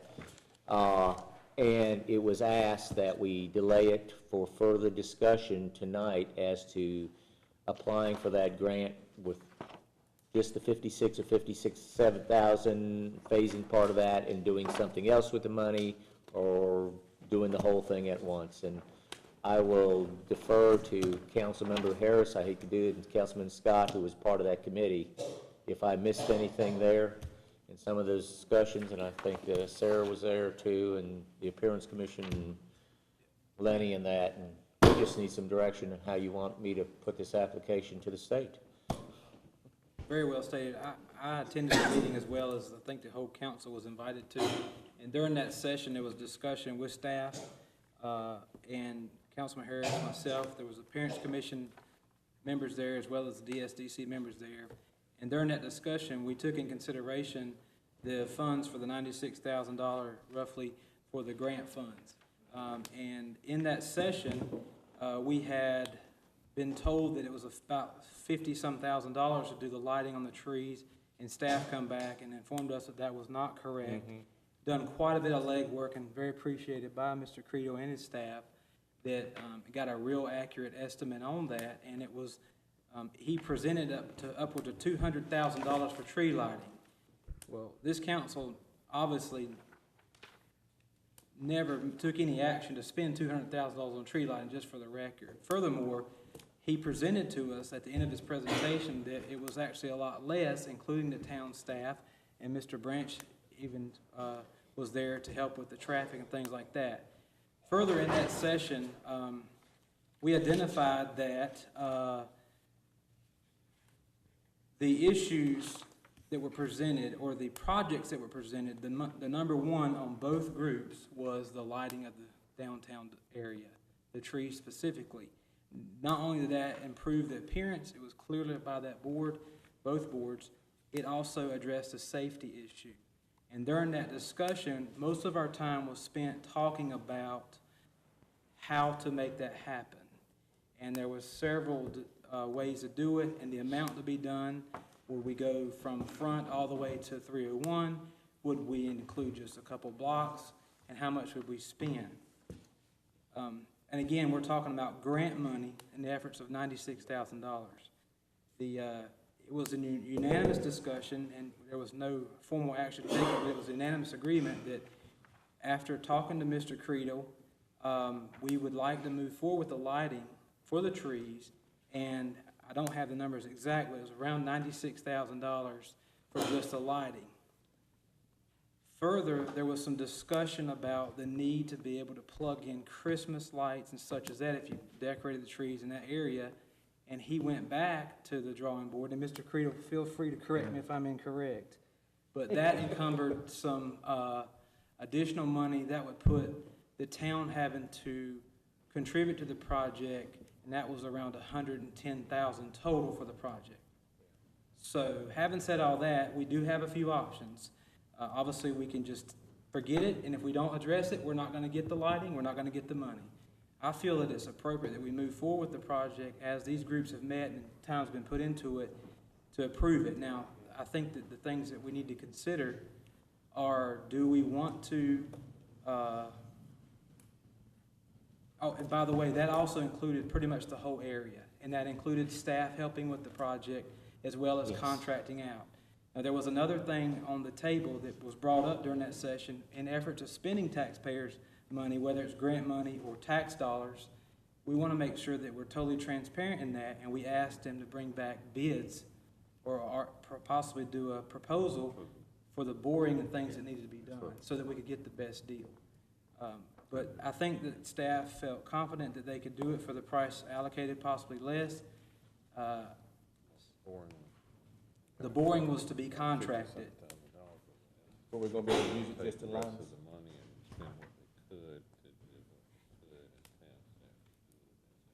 That's exactly right. That, and as Councilman Harris has stated, this would allow this project, doing it in this manner, would utilize town resources, but understanding that if storm season and stuff hits, it could delay the project because they would have to prioritize their work, whether it's doing transformers or if a storm comes through, power lines go down, such as that.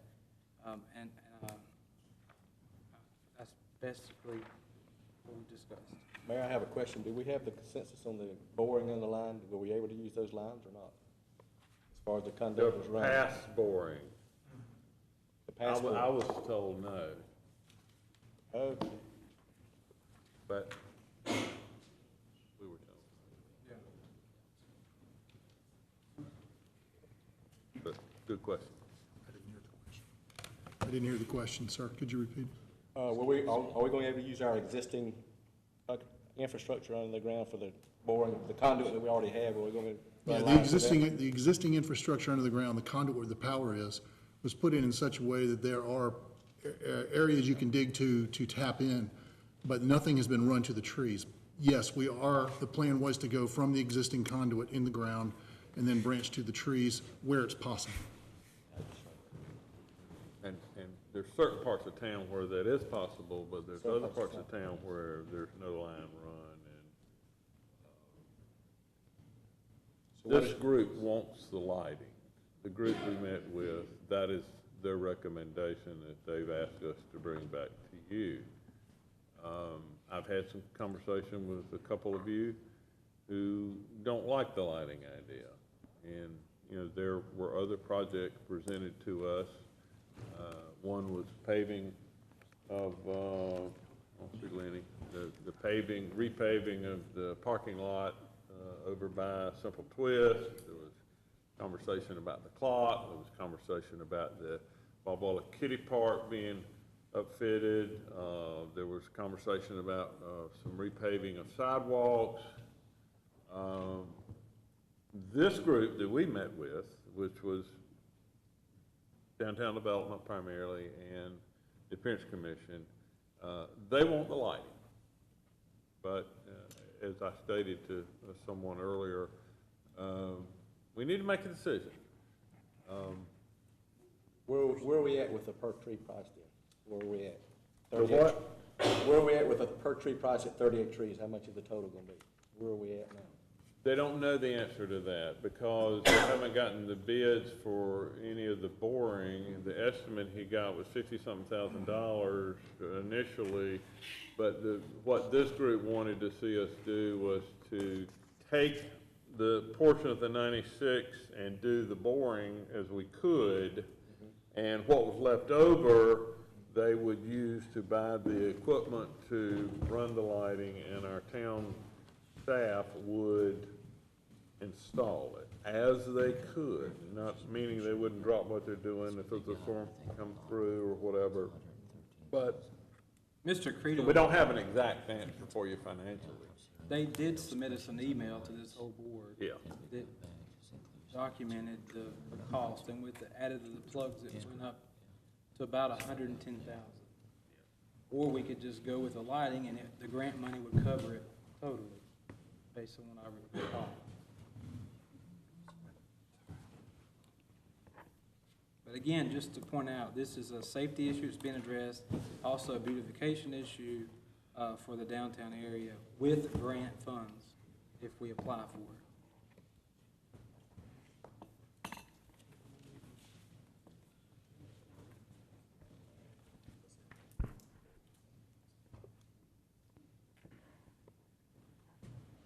What is that? Any other comments, suggestions from the council?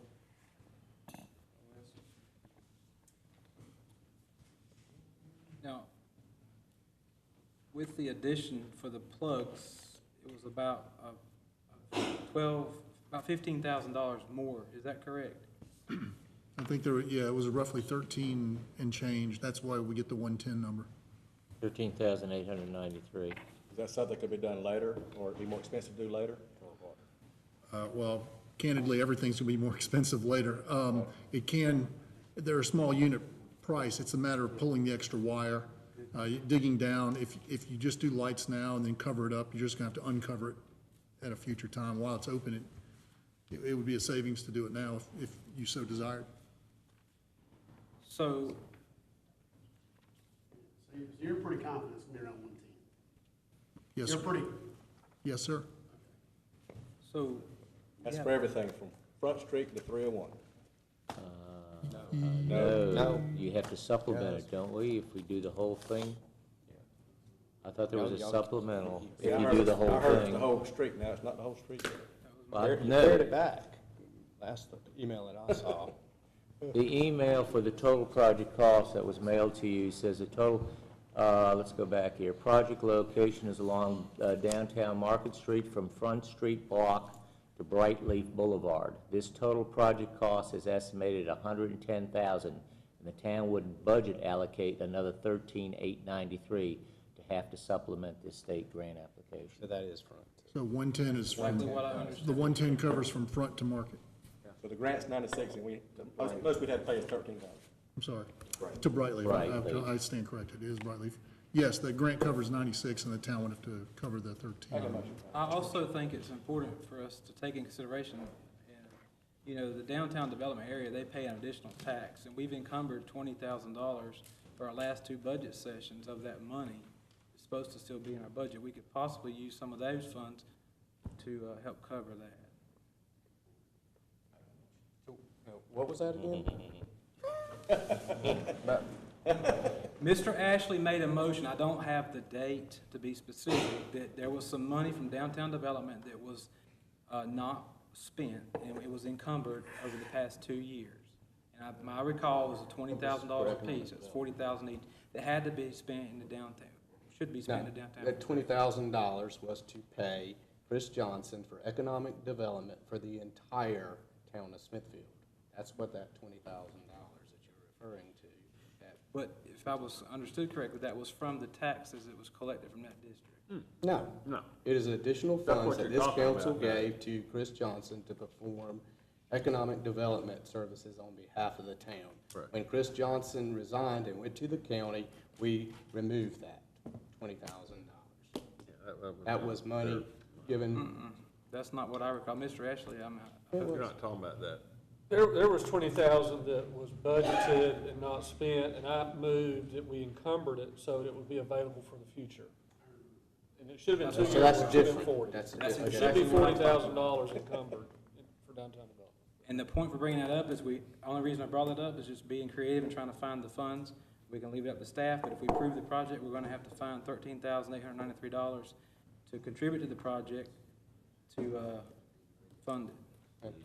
So it's totally up to this council, but I struggle with spending, whether it's grant money or tax money, I struggle with spending $113,000 to light the trees.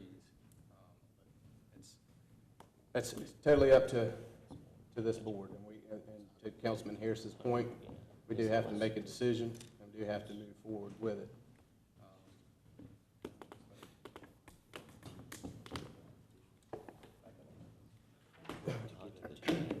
Well, we could always split it in half and give half of it to downtown development and half of it to the appearance commission and tell them they gotta spend it in the next 30 days.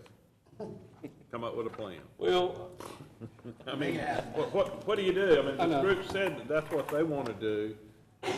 I agree. I would say, we've done what we were supposed to do, report to you, and if somebody's got a better plan, make a motion. And I appreciate the efforts of the Appearance Commission and Downtown Development. I appreciate you in Travis's position, but I just in good conscience, whether it's town money or grant money, which is taxpayer money, I cannot spend $3,000 to light each tree from Front Street to Market Street. And what we've not even talked about is the maintenance. We've got a clock over there that somebody spent money on. It hadn't kept time except twice a day in how many years? And it never will. Okay, We well, waste money on that clock. we're gonna spend $115,000 on lights. What happens when they go out? Put bulbs in them. If that's the problem. Well, no, I think the Appearance Commission has stated that they would fix the clock, right? Right. So, They'll be Take a responsible. stab at it. I just, at their last board meeting. that's fine. If the So, council taxpayer. chooses to do something else with the money, we need to make that decision now. Well, That's all I So said. this is one way to do it, democracy at its best, and with the support of the Appearance Commission, Downtown Development, and those that attended the meeting and everybody was invited to, I make a motion that we approve the project for $113,000 and move forward with it, apply for the grant money. I have a motion, do I have a second? I'll second. Motion and a second. All in favor, say aye. Aye. All opposed? Aye. Motion carries. Thank you very much.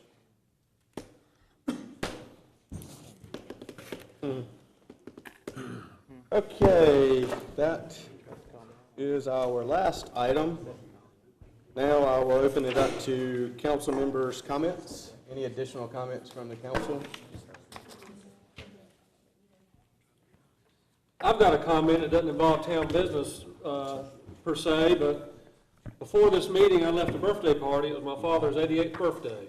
And I do want to wish him happy birthday. I had to leave before it was open, before we had cake, but he moved to this community in 1939 as a 11 or 12-year-old young boy from South Georgia. And if you've ever heard him tell the story, he cried the whole way from South Georgia to Smithfield. But after the first weekend, he said he never thought twice about it. He has loved this community since he got here. And several people asked me, why are you going to leave something that significant to go to a town board meeting?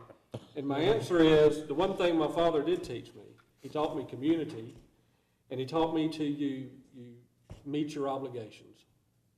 So I'm here, and I just wanted to shout out to him. All Happy right. birthday, Dad. And that's my comment. Very good, very good. Mayor, I have a couple comments I'd like to make. I first would like to make sure that all the citizens and staff can please help publicize our Ham and Yam Festival coming up for downtown. We're planning, hopefully that's going to be a very successfully attended event, and that is this weekend. And I look forward to being out there myself. The other comment, I would address this to Mr. Branch. I've had some concerns about the 4th Street. I know they've been doing some work in that area. When will we be able to get that street back to normal? Okay, well, I thought you did streets. I'm sorry. Mr. Creed, just, manager, when can we get the street back to normal? You got any comments? Ted just informed me that they are finished now, so. So if you, so Lenny and Ted, if you will, just get a timeline, provide that to the manager, and he can send that out to all of us. Thank you.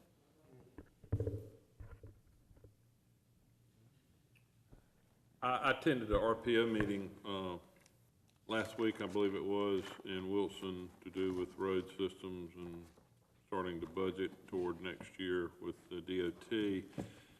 One of the things that I wanted to bring up, let the citizens of Smithfield be aware that we were told by the district engineer there in Wilson that there would be a lot of work being done on I-95 this summer, going both north and south. And do not be surprised if there are a number of traffic jams due to the road work they have going on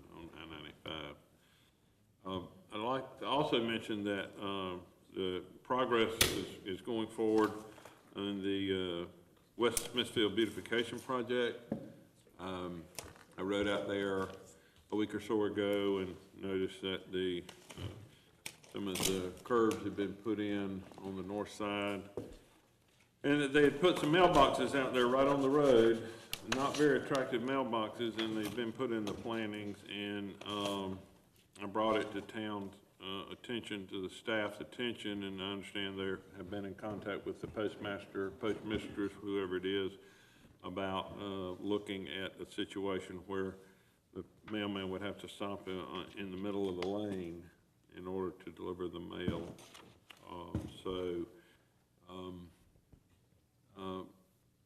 Another thing that I wanted to ask about or bring up about was our UDO progress, and I know that there's a committee that is working on our UDOs, and correct me if I'm wrong, but I think I heard this week that was kind of informative to me was that the town or staff or the committee had received information on all the UDOs in the surrounding area, and that, believe it or not, Smithfield had the least restrictive UDOs in the area. And the big difference is that we enforce ours. And apparently, from what I heard, the other municipalities do not enforce their UDOs as are on the books. So I was somewhat taken back that that's what I heard But anyway, that's, just some of the things I've heard in the past few weeks. All I have. I can address some of that. We did meet, we had the organizational meeting on the UDO committee. There will be a schedule. These meetings are going to be public meetings. Anybody can come. There'll be a schedule posted. There'll be a separate website. I don't have that website yet. John, do you remember? But the first meeting is going to be like May 27th or 28th or something like that. But that'll be a public notices sent out to that. It'll be a public meeting. And there'll be a process to this. We'll cover different sections at night. Regarding the other UDOs, the town staff, at the request from the mayor, asked for and got the UDOs in a number of communities. They provided them to me, and I actually did go through one Saturday and study parts of most of them. I did return that box to Town Hall, so you're welcome to pick it up. And with regard to the landscape ordinance, I'm not going to paint with a broad brush here, but with the landscape ordinance, Smithfield, and it depends on the scenario, but Smithfield, it does not appear to be much more cumbersome than the other communities. I think that's the only statement I can make on that with our landscaping ordinance, we do not appear to be much more cumbersome, if more cumbersome at all, than some of the other communities. But every site is site-specific, whether new site or existing site. So, but more to come on that, and I hope you and anybody who wants to come, these meetings will be public and they'll be discussed. And that's the fourth Tuesday of each month. And I think we'll send some information out as far as the citizens' involvement as well. And I want to thank Councilman Dunn, Councilman Ashley for serving on that committee. And though I want to be cautious to your point and to Councilman Harris's as far as the statements of, you know, I did this as a benchmarking. I have no idea, honestly, if we or you guys have looked at it. I just asked for the comparison to be done. But regardless of whether we are or we aren't, to the two council members on the committee, I still ask that you continue to look at ways to improve the ordinance, and I know that's what you're going to do. But let's continue to look at ways to see if we can make it more business friendly. And to Councilman Harris's point, yes, we should be enforcing whatever ordinance that we have on the books, but that's not to say that we can't make some minor improvements to that ordinance as well. So I don't want this committee to lose sight that as we're going through this process, we still need to look to make improvements. So it's better for all of us. Councilman Ashley, where will those meetings be and what time? You said fourth Tuesday? They'll be in Town Hall. John, I don't have my notes with me.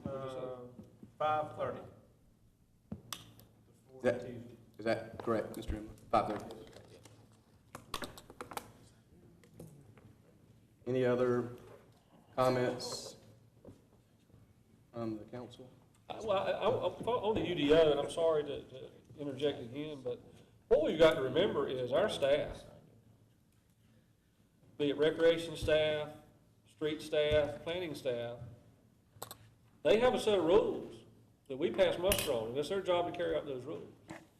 So they have the front line, and so when they're taking a beating on our rules, you know, some of that responsibility relies on us. That's why we need to do what we're doing now with the rules.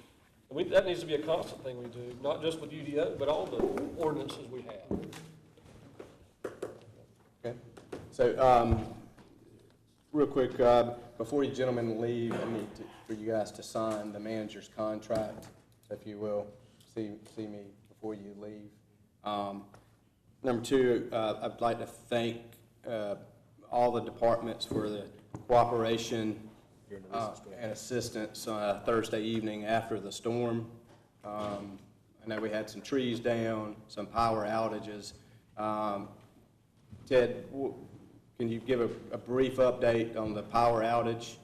I mean, you don't have to give me exact numbers, but roughly about how many customers do we have out? The JCC area had about, I think, 350 or so for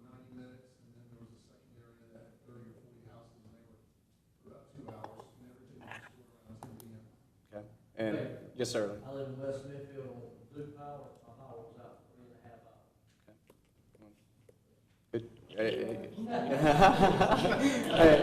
hours. And I know a good realtor that can sell your house, so just see me after the meeting, right? But no, again, to all the crews, the police and fire, I know I got into town hall about 6:30, and I saw all the fire department vehicles out, and chief going around surveying the damage and so forth, and I know there was a large tree down across 3rd Street, and I don't know how long, it wasn't very long afterwards that it was cleaned up. I saw it around 6:30 or so, but it was cleaned up within hours, and the street was opened back up. So, again, kudos to the entire staff. Chief, I'll always call you Chief. So, Mr. Manager, I know you know it, but you've got a great team that you'll be working with, and they do an outstanding job. I don't want to be, I don't want to miss something here, but will Mr. Freeman, will he be back here next month? Do we need to congratulate him? So here's my thought process on it. I was going to leave it up to the new manager to make the recommendations after he got in, but my thought process is that we do keep Mr. Freeman on for a while to help us through the budget process. As you know, this is a little different situation with Mr. Scott. You know, this is his first opportunity as being a manager, so I think this is a sort of a unique process, and if you would like that, and if the council agrees, I think we should keep him on for a while, but we probably will need to discuss that with Jim a little further to see how long he's available. If he wants to cut back to 2 days a week or 1 day a week or something, but I was going to leave that up to the manager and let him make that recommendation to us if that's appropriate. Well, I just, you know, I didn't want us to miss the opportunity to thank him, and, you know, perhaps we would come up with a special Ava Gardner, Creighton Myrtle award or something for him, but just wanted to thank you for the work you've done with us in this long-term time, and we will continue to thank you as you work with our new town manager to get us off to a good start. And I want to thank you all very much, too. And I do want to say that the public doesn't realize just how much work you guys really put in there. There's a lot of work behind the scenes and how you went through this manager process. Very deliberate, very much thoughtful process in that. And you really had the mind of the community at large in your selection. You made a good selection on there.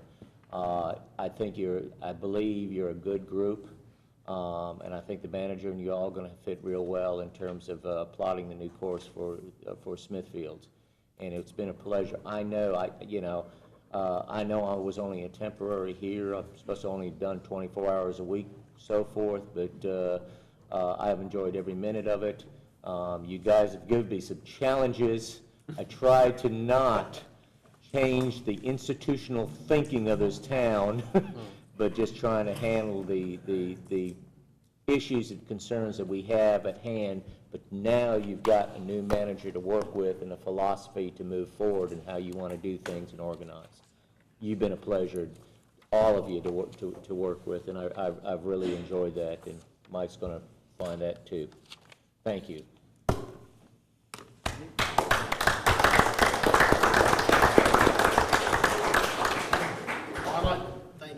For all you've done. You really helped us through some pretty tough times. I'd like to officially congratulate Mike. Congratulations. I told his wife earlier I appreciate her support. He speaks highly of you. And this is a different adventure for him. But he definitely will need your support. I do appreciate you doing that. Appreciate you allowing him to step in this role, or at least support him in this role. So I look forward to working with you, and again, congratulations. So, thank you. If I can do anything for you, please let me know.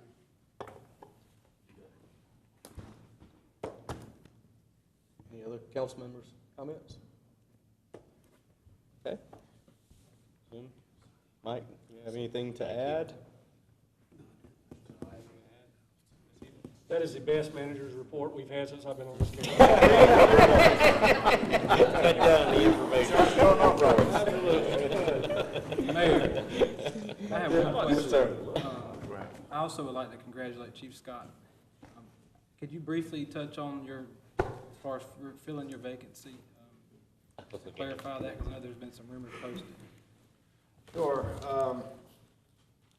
By policy in the police department, regardless of whether I leave or the chief leaves for any given reason, whether it's temporary or permanent, the next in command takes charge. So it's a very easy transition for Captain Powell to take over the reins of the police department temporarily until we can figure out our hiring process for the new chief. We will be advertising for that soon, and that process is still in the works. Any other business, gentlemen? Move we adjourn. Second. All in favor, say aye. Aye. Thank you.